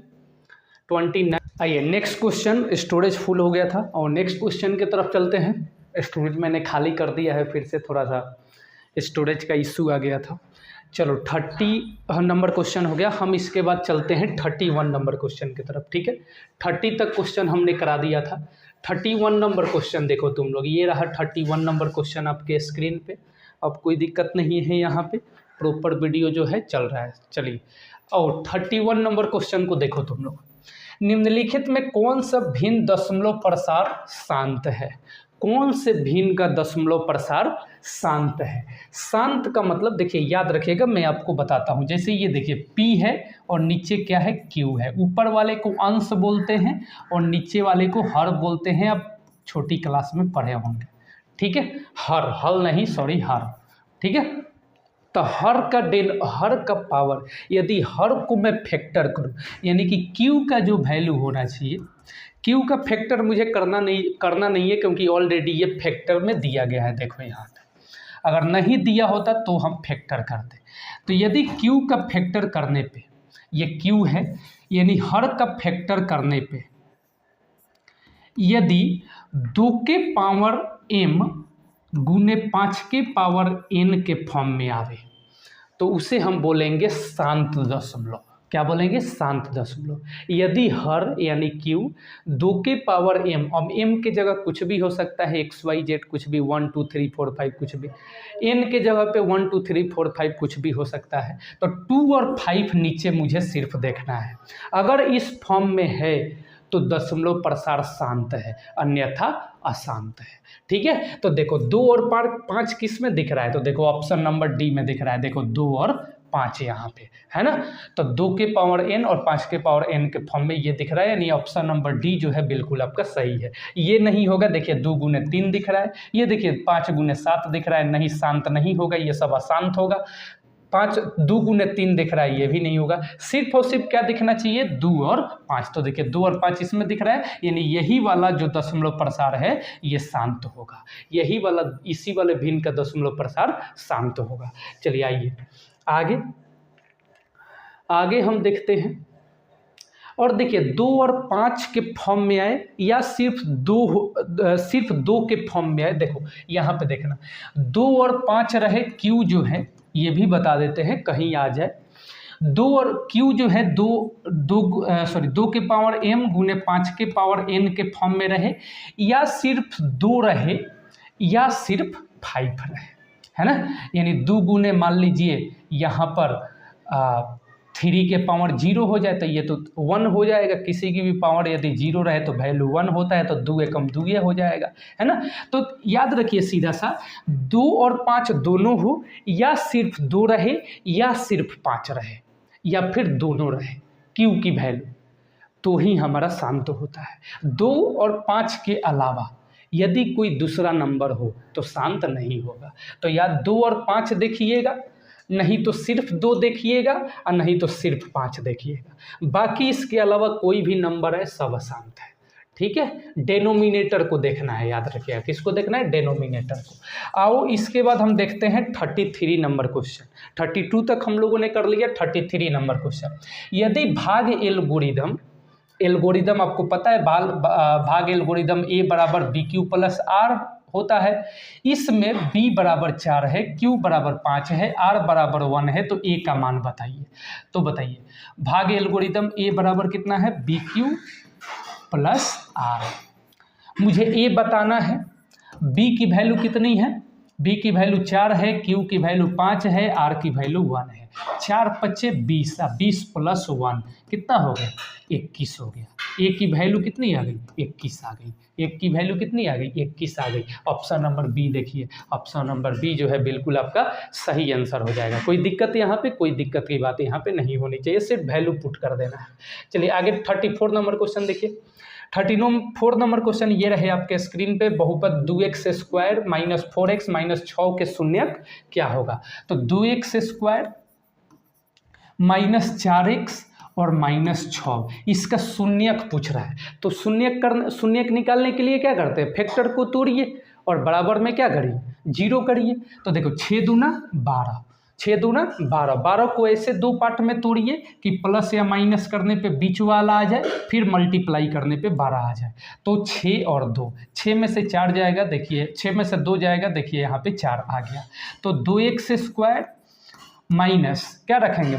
यहाँ पे माइनस है तो बड़ा वाला नंबर माइनस में रहेगा और छोटा वाला प्लस में रहेगा। देखिए 6 में से 2 जाएगा तो माइनस का 4 यहाँ पे बच जाएगा, और माइनस 6 है तो माइनस का 6। अब 2 का कॉमन लीजिए, तो दोनों में क्या कॉमन है? 2x कॉमन है, तो यहाँ पे x हो जाएगा, यहाँ पे 2 3 6 3 हो जाएगा। यहाँ पर 2 है, यहाँ पे x और 2 3 6, यहाँ पे 3 हो जाएगा। यदि दोनों बराबर आ गया समझिए हमारा फैक्टर सही है। एक बार इसको लिख दीजिए और एक बार बाहर लिख दीजिए 2x प्लस 2, ठीक है। अब शून्यक निकालना है तो बराबर में 0 कर दीजिए। क्या कर दीजिए? बराबर में 0। x माइनस 3 बराबर 0 और फिर 2x प्लस 2 बराबर 0, ठीक है। तो x बराबर माइनस का 3 है, उधर जाकर प्लस का 3 होगा।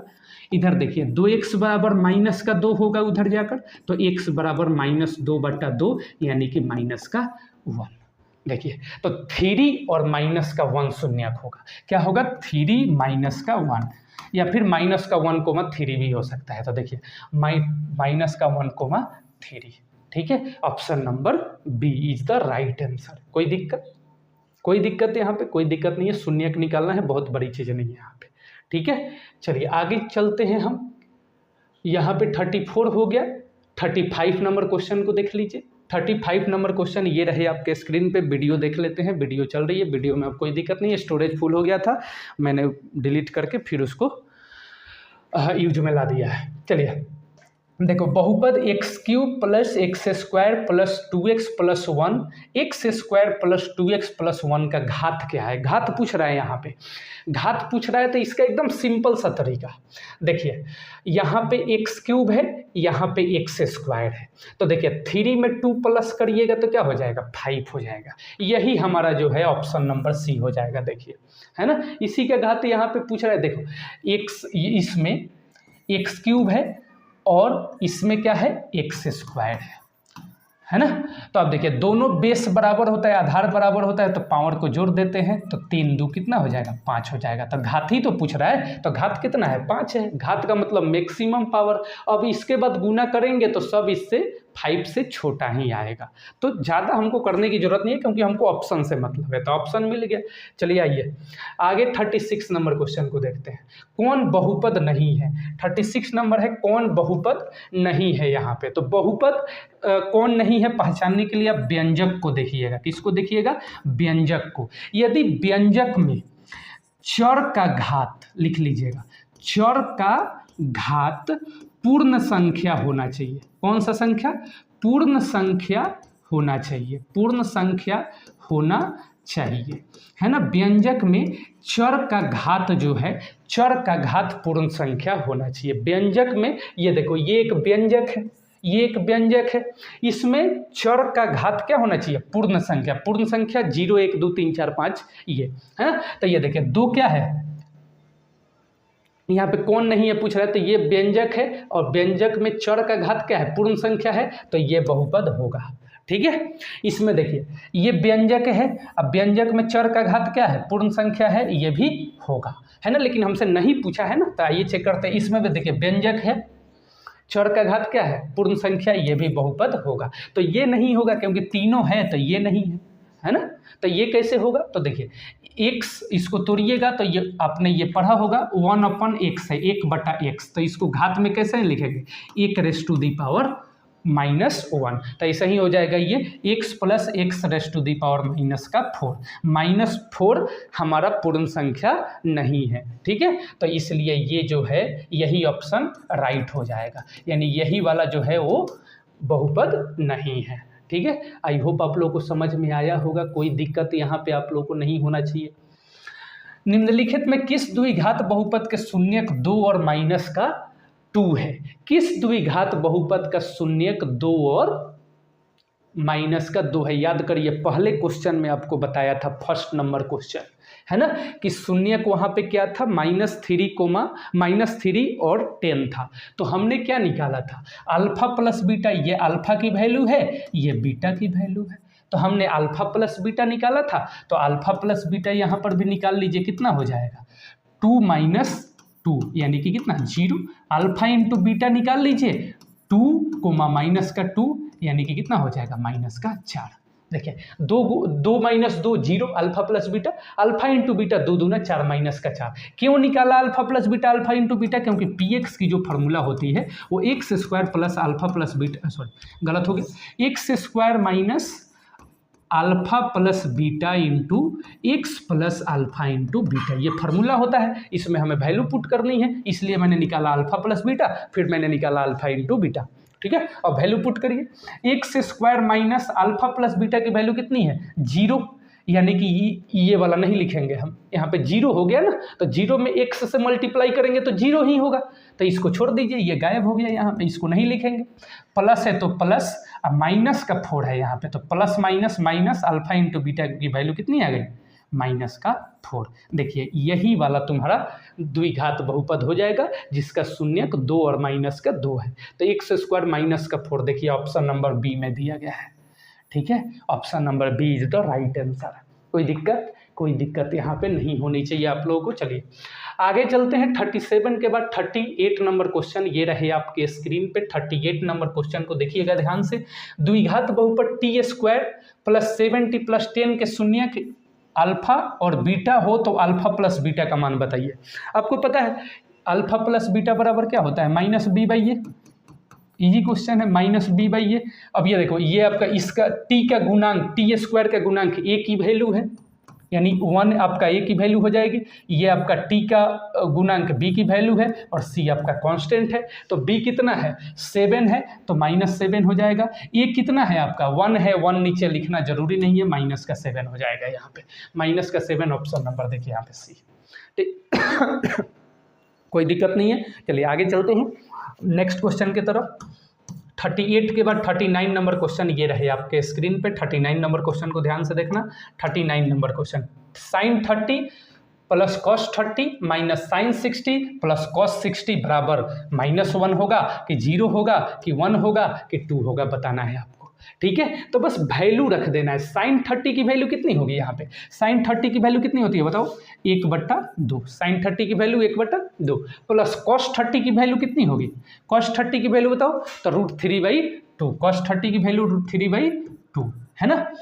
इसके बाद क्या पूछ रहा है, माइनस, इसको माइनस करना है साइन 60। साइन 60 की वैल्यू कितना होता है, √3/2। अब प्लस कॉस 60 की वैल्यू कितनी होती है, 1/2। इससे माइनस करना है इस दोनों को, ठीक है। चलिए आइए, तो 2 का एलसीएम 2, 1 + √3, ठीक है, माइनस 2 का एलसीएम, यहाँ पे 2 का एलसीएम, इसको मिटाने दो भाई, √3, अरे 3 के √3 है ना। चलिए माइनस 2 का एलसीएम 2, √3 और माइनस का क्या हो जाएगा 1 यहाँ पे, ठीक है। कोई दिक्कत यहाँ पे, कोई दिक्कत नहीं है। आइए सॉल्व कर लेते हैं इसको। 1 + √3/2 और माइनस √3 यहाँ पे प्लस है ना, तो प्लस लिखने दो ना भाई, √3/2 यहाँ पे, √3/2 और माइनस प्लस क्या हो जाएगा, माइनस हो जाएगा 1/√3/2 3 और माइनस का 1, और यहाँ पे सॉरी रुक जाओ, थोड़ा सा कैलकुलेशन में कभी कभी मिस्टेक हो जाता है। देखो तो अलग अलग इसको करोगे तो ये क्या हो जाएगा, ये सब कैंसिल हो जाएगा, कैंसिल होकर 0 आंसर हो जाएगा, ठीक है।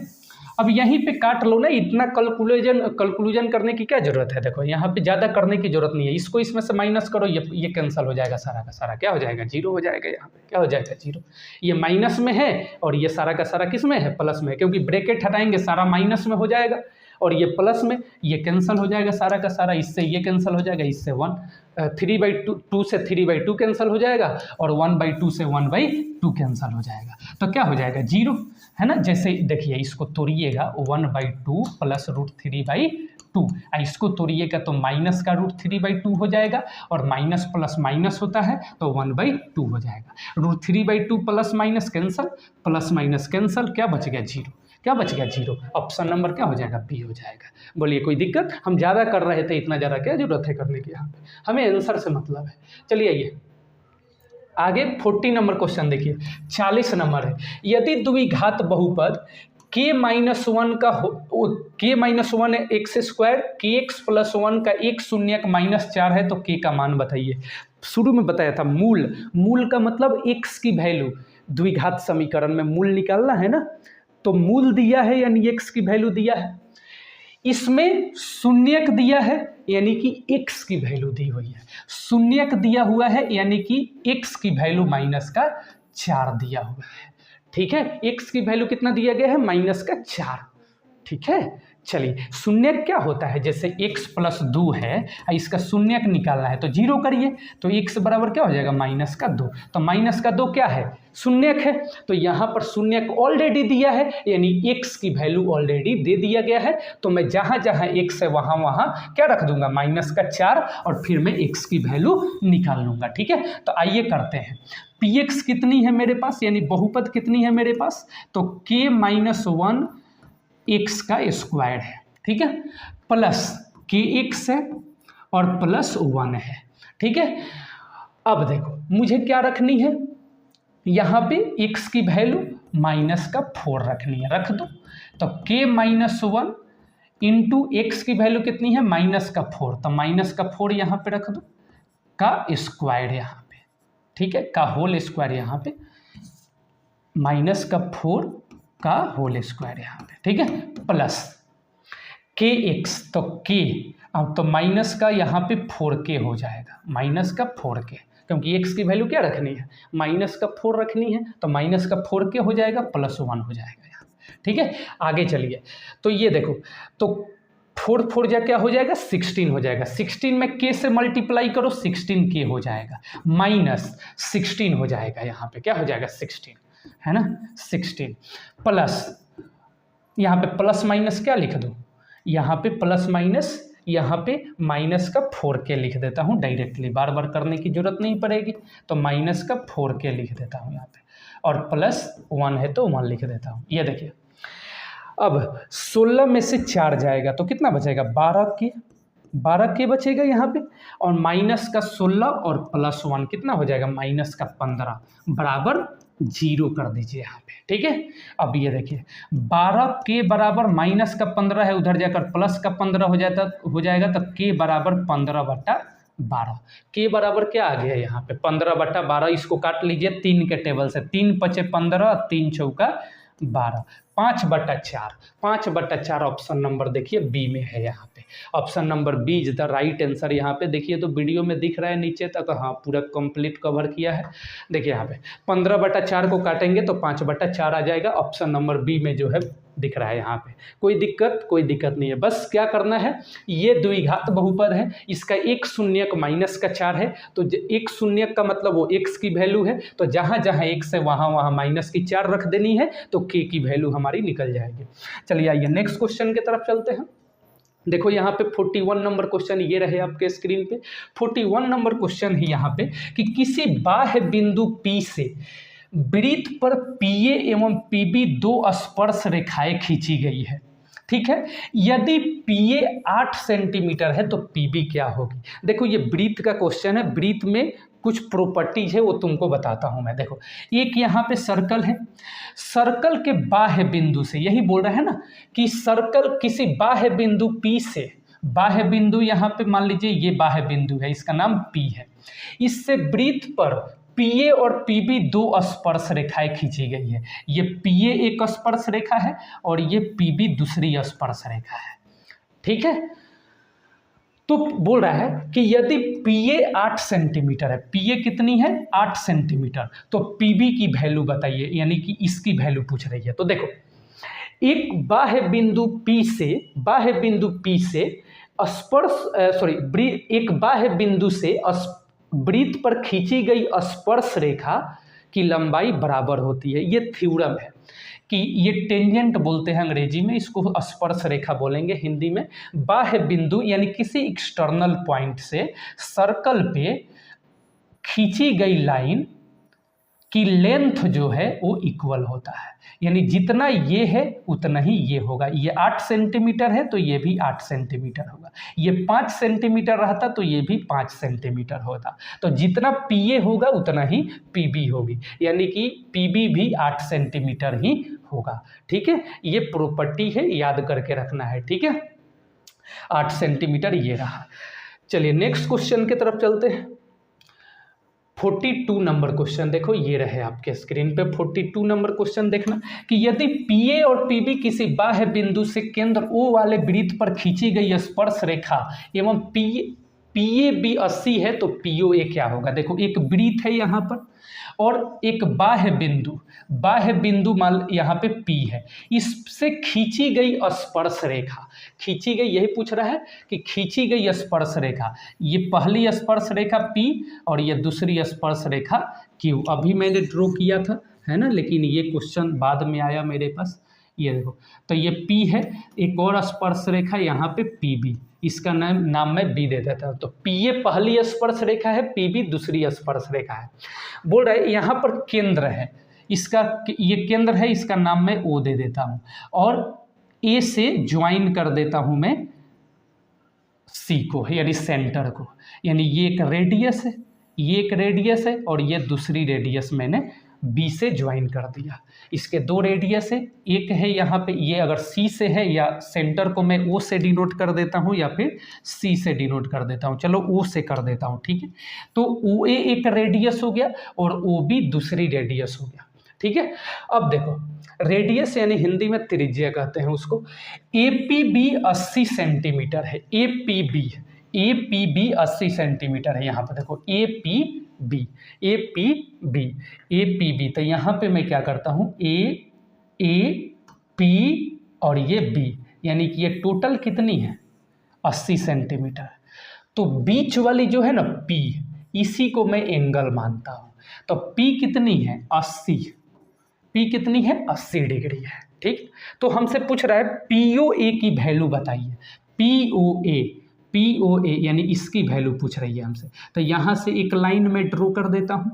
तो जब मैं OP एक लाइन ड्रॉ करूँगा तो इस पी एंगल को दो इक्वल पार्ट में डिवाइड करेगा, यानी कि बाइसेक्ट करेगा। तो एक ऊपर 40 हो जाएगा और नीचे वाला भी 40 हो जाएगा। ये 80 है तो 40 हो जाएगा, ठीक है।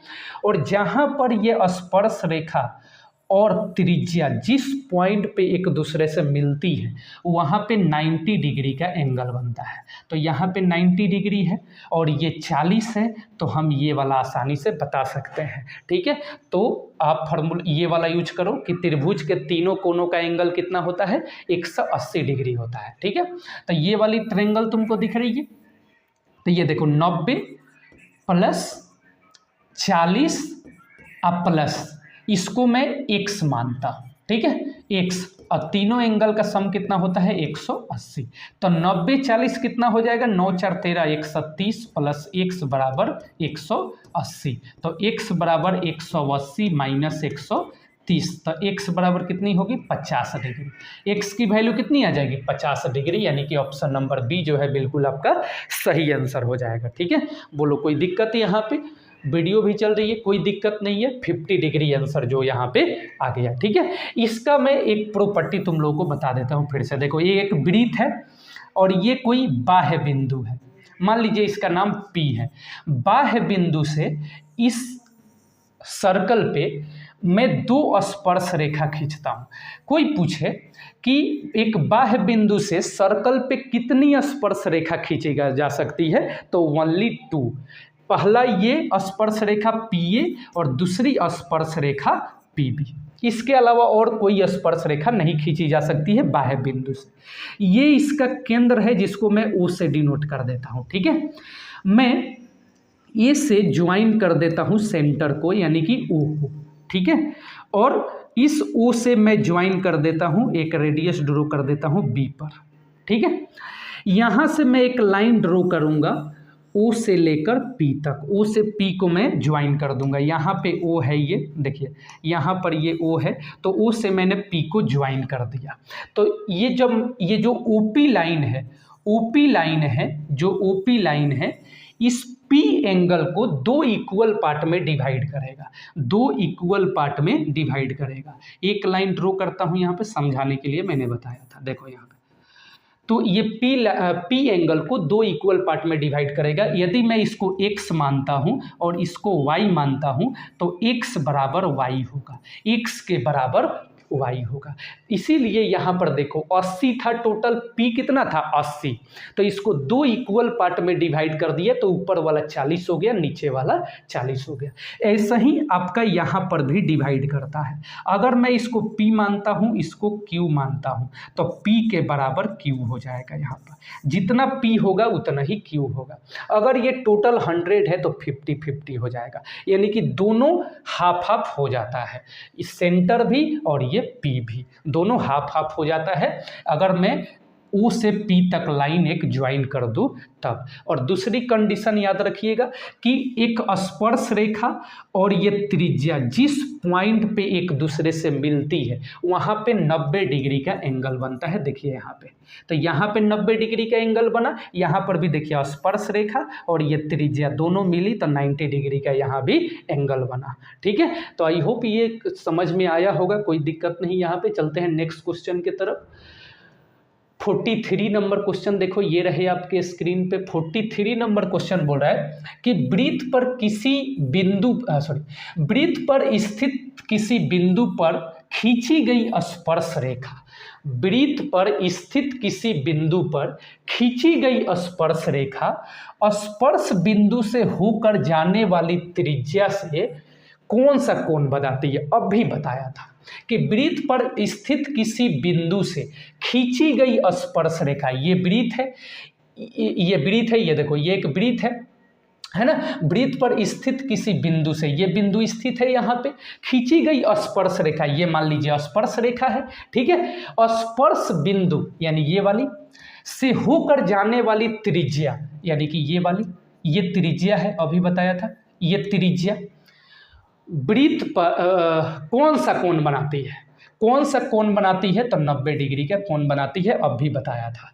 कौन सा कोण बनाती है? यानी कि याद रखिएगा कि स्पर्श रेखा और त्रिज्या मिलकर 90 डिग्री का कोण बनाती है, ऑप्शन नंबर डी, है ना। यहाँ पर भी देखो, ये स्पर्श रेखा है और यहाँ जो है एक मैं त्रिज्या ड्रॉ कर देता हूँ, तो त्रिज्या और स्पर्श रेखा मिलकर 90 डिग्री का कोण बनाती है, याद रखना। चलो नेक्स्ट क्वेश्चन की तरफ चलते हैं। 44 नंबर क्वेश्चन ये रहे आपके स्क्रीन पे। 44 नंबर क्वेश्चन देखना, ध्यान से पढ़ो इसको। दो वृत्तों की त्रिज्याओं का अनुपात, दो वृत्तों की त्रिज्याओं का अनुपात 3:4 है, तो क्षेत्रफलों का अनुपात पूछ रहा है। त्रिज्याओं का अनुपात दे दिया गया है, क्षेत्रफलों का अनुपात हमसे पूछ रहा है यहाँ पे, ठीक है। तो देखो, छोटे से बड़े की तरफ चलना है मुझे, छोटे से बड़े की तरफ चलना है। तो देखो वृत्तों की, इसका एक मैं ट्रिक भी बताऊंगा, पहले लंबा सॉल्यूशन बता देता हूँ, फिर इसका एक ट्रिक बताऊंगा, ठीक है। वृत्तों की त्रिज्याओं का अनुपात, तो वृत्त का त्रिज्या का अनुपात दिया है, क्षेत्रफल पूछ रहा है, तो वृत्त का क्षेत्रफल क्या होता है? पाई आर स्क्वायर, ठीक है, और पाई आर स्क्वायर। और ये दोनों का अनुपात कितना दिया है? 3:4। क्या दिया है? 3:4। ये त्रिज्याओं का अनुपात है, याद रखना, ये त्रिज्याओं का अनुपात है यहाँ पे, ठीक है। तो देखो पाई के जगह पाई रखो, और पहली त्रिज्या कितना है? 3 है, तो 3 का स्क्वायर हो जाएगा, और दूसरी त्रिज्या कितनी है? 4, तो 4 का स्क्वायर हो जाएगा यहाँ पे, है ना।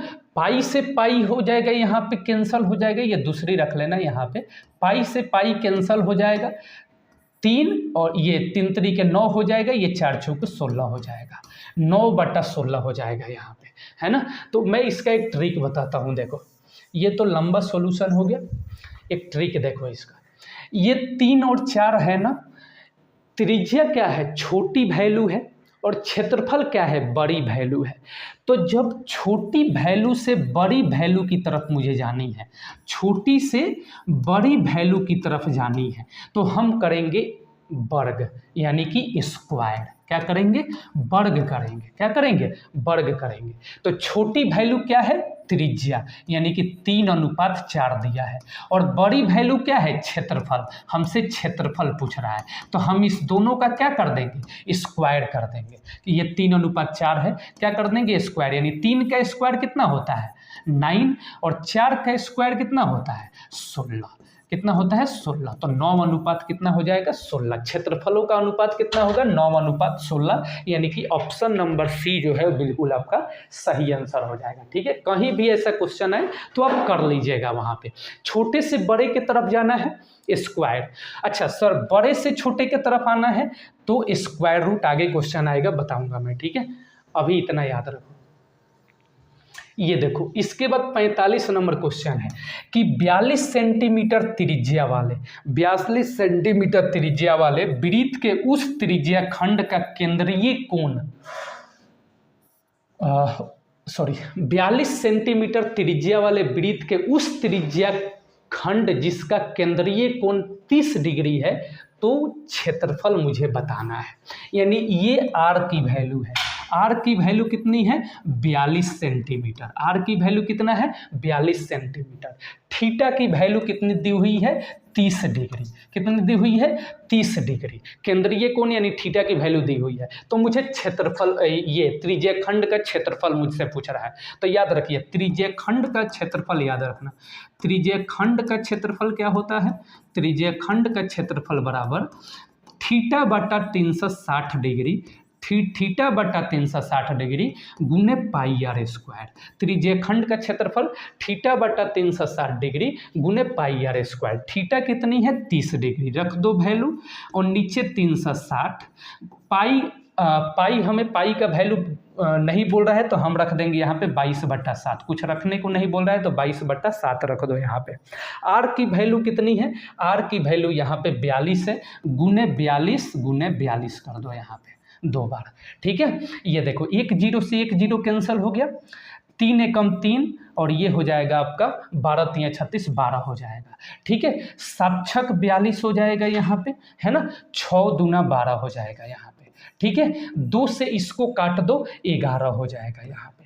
ठीक है, अब नीचे कुछ नहीं बचा, ऊपर वाले सबको गुना कर दो। कितना बचा? 11 एकम 11 और गुने 42। 11 में 42 से गुना कर दो, 11 दूना 22 होता है, 11 चौक 44, अधू कितना हो जाएगा? 46। कितना आ गया यहाँ पे? 462। देखो ऑप्शन नंबर सी जो है आपका बिल्कुल सही आंसर हो जाएगा। ठीक है, option number B is the right answer, 462। ये देखो नीचे तक दिख रहा है, कैमरा में एक बार देखते हैं हम, 462। हाँ ठीक है, बाकी गुना भाग तो आप भी कर लोगे यहाँ पे। 462 इज द राइट आंसर, यानी कि ऑप्शन नंबर सी हो जाएगा। चलिए आगे चले। आगे 46 नंबर क्वेश्चन ये रहे आपके स्क्रीन पे, देखिएगा यहाँ पे।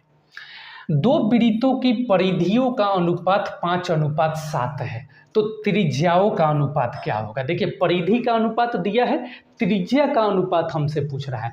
परिधि क्या होता है? 2πr, 2πr, और ये भी 2πr, और उनके त्रिज्याओं का अनुपात हमसे पूछ रहा है, तो 5:7 ही हो जाएगा।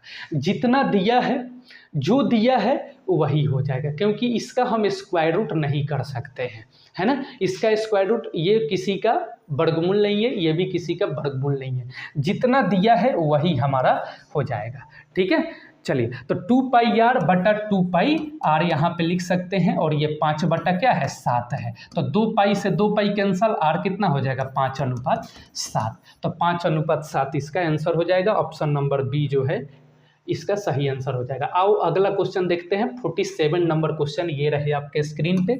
7 sec स्क्वायर ए माइनस 7 tan स्क्वायर ए।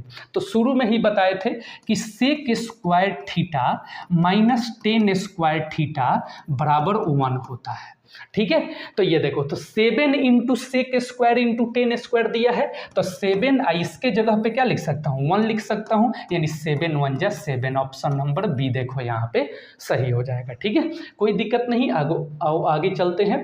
यहाँ पर 48 नंबर क्वेश्चन ये रहे आपके स्क्रीन पे। 48 नंबर क्वेश्चन ये देखो, वैल्यू दिया है x बराबर a cos थीटा और y बराबर b साइन थीटा, तो b square X square plus a square Y square की वैल्यू बतानी है। कुछ नहीं करनी है, वैल्यू रख देनी है। x की जगह क्या रखना है? a cos थीटा, और b के y की जगह क्या रखना है? b sine theta. बस उसके बाद कंक्लूजन कर दो। आगे चलो देखते हैं।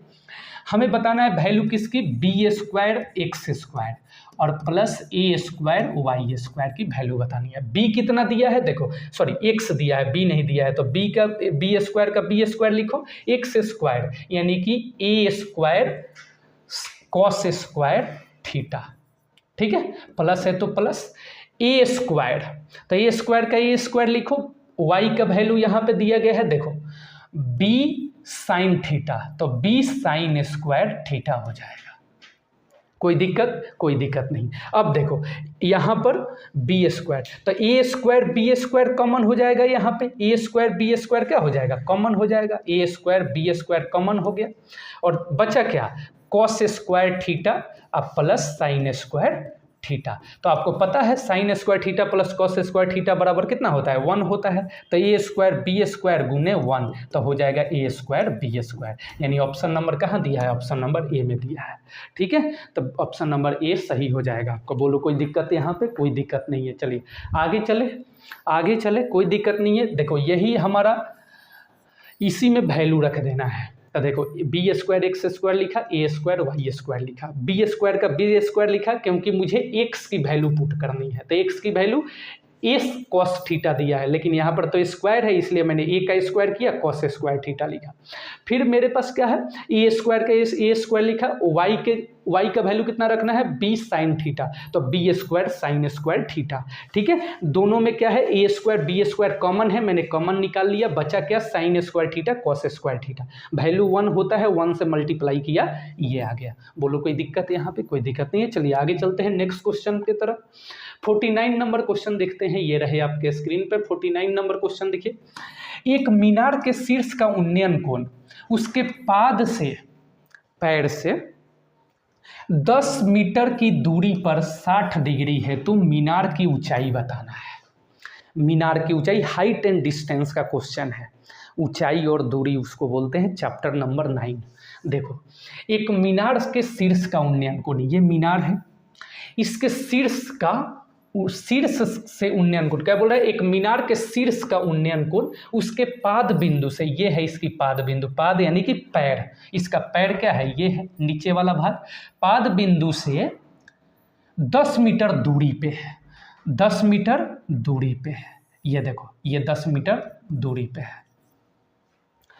तो मीनार की ऊंचाई बताना है, और देखो एक मीनार के शीर्ष का उन्नयन कोण पाद बिंदु से 10 मीटर दूरी पे 60 डिग्री पे है, 10 मीटर दूरी पे 60 डिग्री पे है, यानी कि ये आपका 60 डिग्री हो जाएगा। ठीक है, तो हमें क्या बताना है, मीनार की ऊंचाई, यानी कि ये वाली बतानी है। ठीक है, कोई दिक्कत बताओ।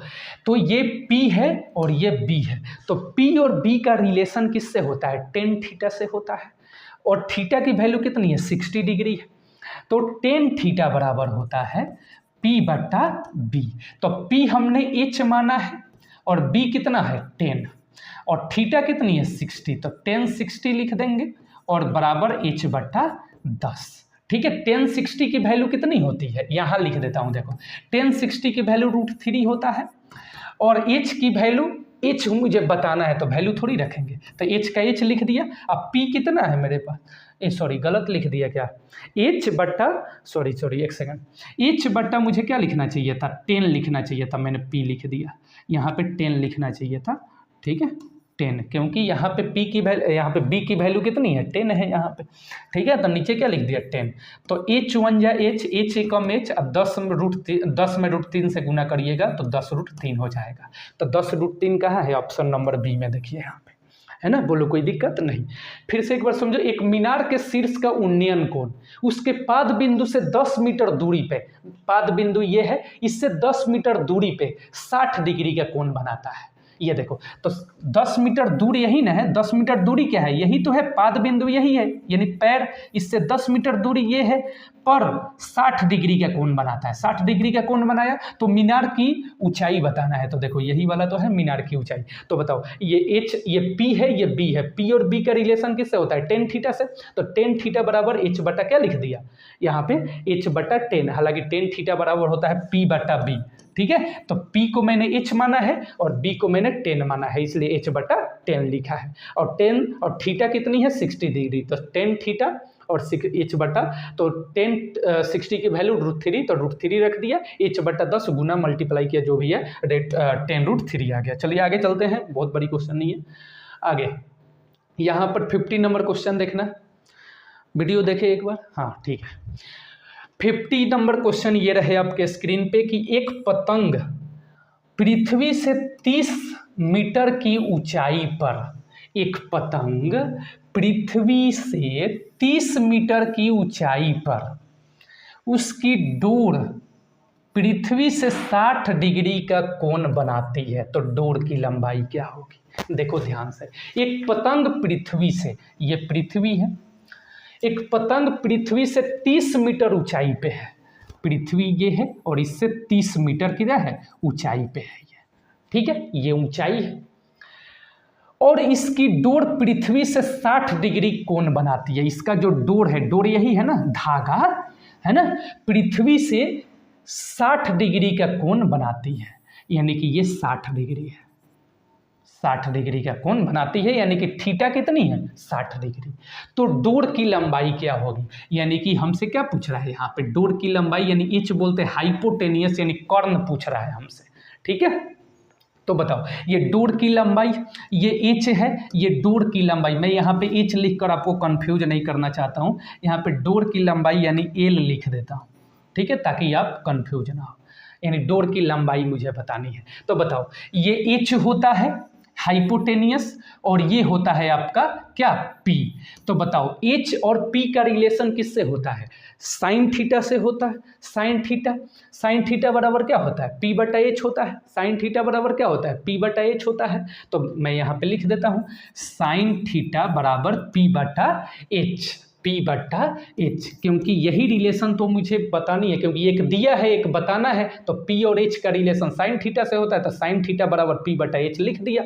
तो साइन थीटा के जगह पे क्या 60, यानी साइन 60।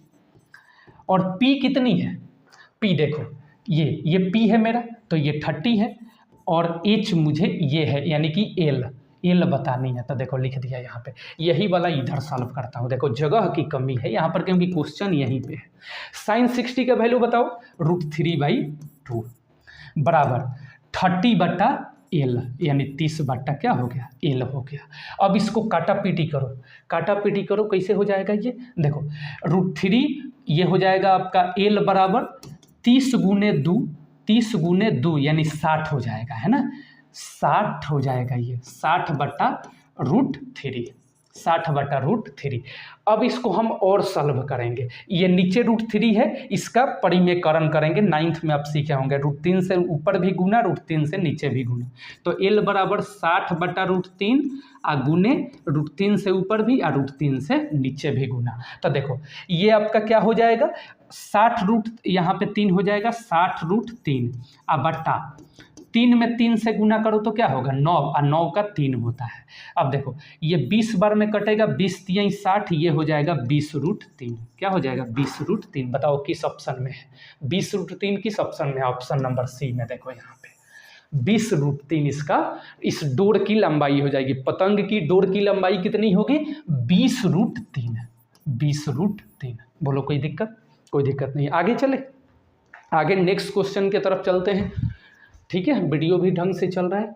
आगे 100 क्वेश्चन करा देते हैं यहाँ पे, 100 क्वेश्चन। ये क्वेश्चन आपके लिए है, ये क्वेश्चन तुम लोग करना, क्योंकि इसका हमने क्वेश्चन बहुत सारा बता दिया। 10 नंबर का क्वेश्चन पूछा था सिर्फ एक चैप्टर से, जिसमें से मैंने आपको शुरू में ही उधर ही क्वेश्चन करा दिया हूँ। मध्य बिंदु निकालना, ठीक है, मूल बिंदु से दूरी निकालना, दूरी फार्मूला। तो ये त्रिभुज का क्षेत्रफल बताना है, ये आप बताना और कमेंट सेक्शन में इसका आंसर देना। जिसका कमेंट इस आंसर सही होगा उसका कमेंट पिन करूँगा, ठीक है।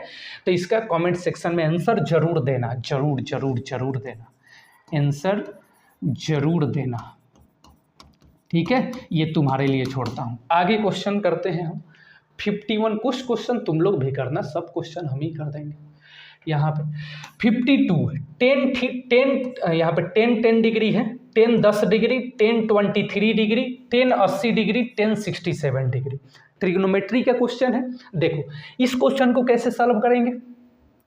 बोल रहा है कि 10 10 डिग्री, 10 23 डिग्री, 10 80 डिग्री, 10 70 किसके बराबर है, 0 के बराबर है कि 1 के बराबर है कि √3 के बराबर है कि 1/√3 के बराबर है। तो देखो आप लोगों ने पढ़ा होगा कि किस दो का मिलाकर, यहाँ पे 10 10 है, 10 23 है, 80 और 67, किन दो संख्याओं को मिलाकर 90 बनाया जा सकता है। इसमें किन दो संख्याओं को मिलाकर 90 बनाया जा सकता है, उनको एक जगह रखो, ठीक है। तो देखो 10 10 और 10 80, 10 और 80 दोनों को मिलाकर 90 होगा, इन दोनों को एक जगह रखो, ठीक है। यानी कि 10 10 डिग्री और 10 80 डिग्री, 10 80 डिग्री दोनों को एक जगह रखो, क्योंकि दोनों को मिलाकर 90 बन जाएगा। और 23 और 67 को मिलाकर 90 बन जाएगा, तो दोनों को एक जगह रखो, 10 23 और 10 67, इन दोनों को एक जगह रखो, ठीक है। इस दोनों में किसी एक को चेंज कर लो। देखो पहले ही इसका मैं आंसर अभी भी बता सकता हूँ, मैं इसका आंसर क्या होगा यहाँ पे, ठीक है, वो चूंकि लास्ट में बताऊंगा, ठीक है। इसका आंसर मैं अभी बता सकता हूँ क्या होगा, क्योंकि इसका ट्रिक होता है। अगर ये लाइन सीधी हो, ये इस तरीके से क्वेश्चन है, तो हमेशा इसका आंसर 1 ही होता है, ठीक है। हालांकि बाद में बात करता हूँ इसके बारे में, पहले सॉल्व करो। तो देखो किसी एक की वैल्यू, यहाँ पे किसी एक को चेंज करो कॉट के फॉर्म में, ठीक है। ये 10 है तो दोनों में से किसी एक को चेंज करो कॉट के फॉर्म में, यानी 90 के फॉर्म में। तो या तो इसको चेंज कर दो या तो इसको चेंज कर दो। सपोज मैं इसको चेंज करता हूं तो 10 10 को मैं कैसे लिखूंगा, कॉट 90 माइनस थीटा क्या है 10 है, तो 10 लिख दे, सॉरी 80 लिखूंगा तब तो 10 आएगा ना। 10 कैसे आएगा, 10 10 कैसे आएगा, तो कॉट 90 माइनस 80, तब तो 10 आएगा ना। तो 10 को मैंने 10 10 को मैंने चेंज कर दिया कॉट के फॉर्म में, कॉट 90 माइनस 80 लिख दिया इसके जगह पे। और किसी एक को चेंज करना है, इसको नहीं करेंगे, जैसे कि तैसे यहाँ पे लिख देंगे, ठीक है। फिर दूसरा, इन दोनों में किसी एक को चेंज कर लीजिए। तो सपोज मैं इसको चेंज कर देता हूँ, तो 1023 और इसको क्या लिख सकता हूँ, cot 90 माइनस 23 माइनस करेंगे तो 67 आ जाएगा। चलो आगे करो, तो ये cot थीटा हो जाएगा, cot 80 हो जाएगा और ये 1080 हो जाएगा। देखो यहाँ पे, और ये 1023 का 1023 लिख देता हूँ, जैसे कि तैसे छाप देता हूँ। और cot 90 थीटा, cot थीटा की वैल्यू कितनी है, 23 है, तो यहाँ पे cot 23। देखो cot थीटा इंटू 10 थीटा क्या होता है, 1 के बराबर होता है, यहाँ पे गुना है। 10 थीटा इंटू cot थीटा क्या होता है, 1 के बराबर है, तो 1 में 1 से गुना करेंगे तो क्या आएगा, 1 आएगा। देखो हमने पहले ही बोला था कि इसका आंसर 1 आएगा। जब भी ये लाइन क्षैतिज हो, ये क्षैतिज में आवे यानी होरिजेंटल, है ना, ये 10 थीटा। और याद रखिएगा, ये ट्रिक याद रखिएगा कि देखो तुम लोग क्वेश्चन देखना ऐसा पहले क्षैतिज यहाँ पे, ठीक है, और देखना कि किसी दो को मिलाने पर 90 बन जा रहा है। यहाँ पे साइन हो सकता है, कॉस हो सकता है, सेक हो सकता है, टेन हो सकता है, कुछ भी हो सकता है, और किसी दो को मिलाकर 90 हो जा रहा है। जैसे यहाँ पे देखो 10 और 80 को मिलाकर 90 हो जा रहा है, और 23 और 67 को मिलाकर 90 हो जा रहा है। तो ये लाइन होरिजेंटल हो यानी क्षैतिज हो, तो इसका आंसर जो है हमेशा 1 आएगा। क्या आएगा, 1 आएगा। लेकिन कभी क्वेश्चन बाबू ऐसे भी आता है, साइन मैं 10 डिग्री लिख देता हूँ और कॉस 80 डिग्री लिख देता हूँ, इसकी वैल्यू, इसकी आंसर कितनी होगी, तो आओ चेक करते हैं। तो साइन 90 माइनस, किसी एक को चेंज करो, ऊपर या नीचे वाले को, ऊपर वाले को चेंज करते हैं। चलो तो क्या लिखेंगे, कॉस 90 माइनस क्या 80 घटाएंगे तो 10 आ जाएगा, और नीचे नहीं चेंज करूँगा। तो देखो ये कॉस थीटा हो जाएगा, कॉस 80, थीटा के जगह क्या है 80, और नीचे भी कॉस 80, कटेगा तो कितनी आएगी, 1 आएगी। इसका भी आंसर क्या आएगा, 1 आएगा। तो ऐसे आए आंसर क्या आएगा, 1 आएगा यहाँ पे, ठीक है। लेकिन एक परिस्थिति में आंसर 0 आता है, एक परिस्थिति में वो आंसर आएगा तो मैं बताऊंगा, क्वेश्चन आएगा तो, ठीक है। चलो तो इतना तो क्लियर हो गया होगा। आगे 53 नंबर क्वेश्चन देखो, 53, यदि दो समरूप त्रिभुजों के क्षेत्रफलों का अनुपात, दो समरूप त्रिभुजों के क्षेत्रफलों का अनुपात, वीडियो देख रहा हूं बार बार, दो समरूप त्रिभुजों के क्षेत्रफलों का अनुपात 100:144 है, तो उनकी संगत भुजाओं का अनुपात क्या होगा। देख बाबू, अभी समझाया था तुमको कि छोटा से बड़ा, छोटा से बड़ा, छोटा से बड़ा क्या करेंगे, वर्ग। क्या करेंगे, छोटा से बड़ा की तरफ चलेंगे तो क्या करेंगे, वर्ग। क्या करेंगे, वर्ग। वर्ग गलत लिख दिया, वर्ग यानी कि स्क्वायर। और जब बड़ा से छोटा की तरफ चलेंगे, बड़ा से छोटा की तरफ चलेंगे तो वर्गमूल। क्या करेंगे, वर्गमूल, वर्गमूल। याद रखना ये ट्रिक। तो ये देख क्या है, त्रिभुज के क्षेत्रफलों का अनुपात दिया है और संगत भुजाओं का अनुपात पूछ रहा है, यानी कि बड़ा से छोटा। क्षेत्रफल क्या है, बड़ा है, अब भुजा क्या है, छोटा है, तो बड़ा से छोटा क्या करेंगे, वर्गमूल, यानी कि 100 का वर्गमूल कर देंगे और अनुपात 144 का वर्गमूल कर देंगे। तो 100 का 10 और 44 का 12, कितना आ गया, 10:12। किधर है 10:12, ऑप्शन नंबर सी। चलिए कोई दिक्कत नहीं है यहाँ पे, बहुत बढ़िया। ये देखो बाबू 54 नंबर क्वेश्चन देख, 54 नंबर क्वेश्चन देख भाई।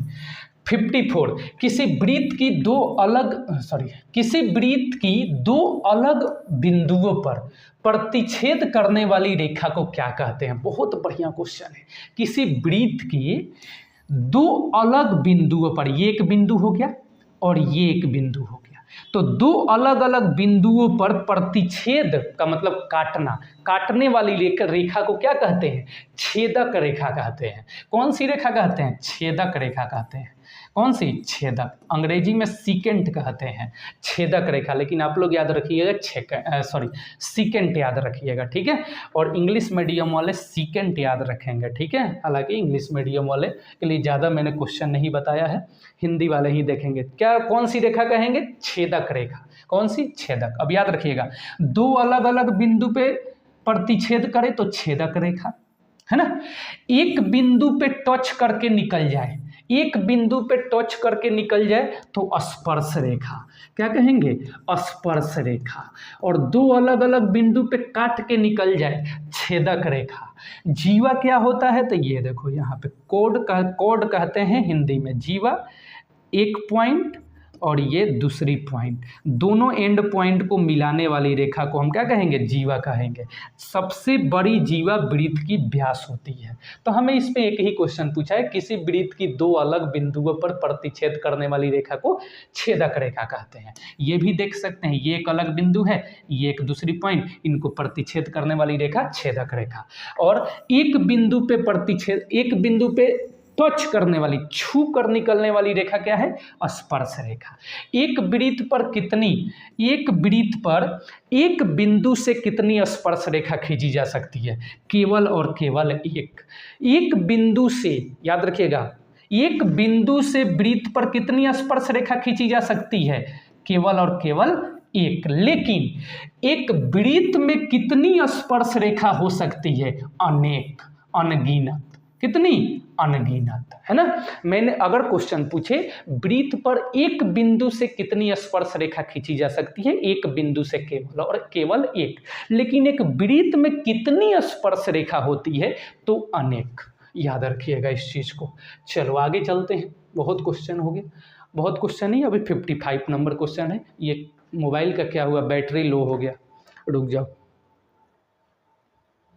देखो मोबाइल का बैटरी लो हो गया है, 5% हो गया है। इसके बाद नेक्स्ट वीडियो में मैं 26 से क्वेश्चन करूंगा, नहीं 55 से क्वेश्चन जो है नेक्स्ट पार्ट में करूंगा। तो नेक्स्ट पार्ट के लिए वेट करिएगा, जरूर नेक्स्ट पार्ट इसके बाद दूंगा मोबाइल चार्ज करके, ठीक है। 55 तक क्वेश्चन अभी क्लियर करिए, ठीक है। Thank you so much video पर वीडियो में इतने देर तक बने रहने के लिए। थैंक यू सो मच, इंतजार करिएगा नेक्स्ट पार्ट के लिए।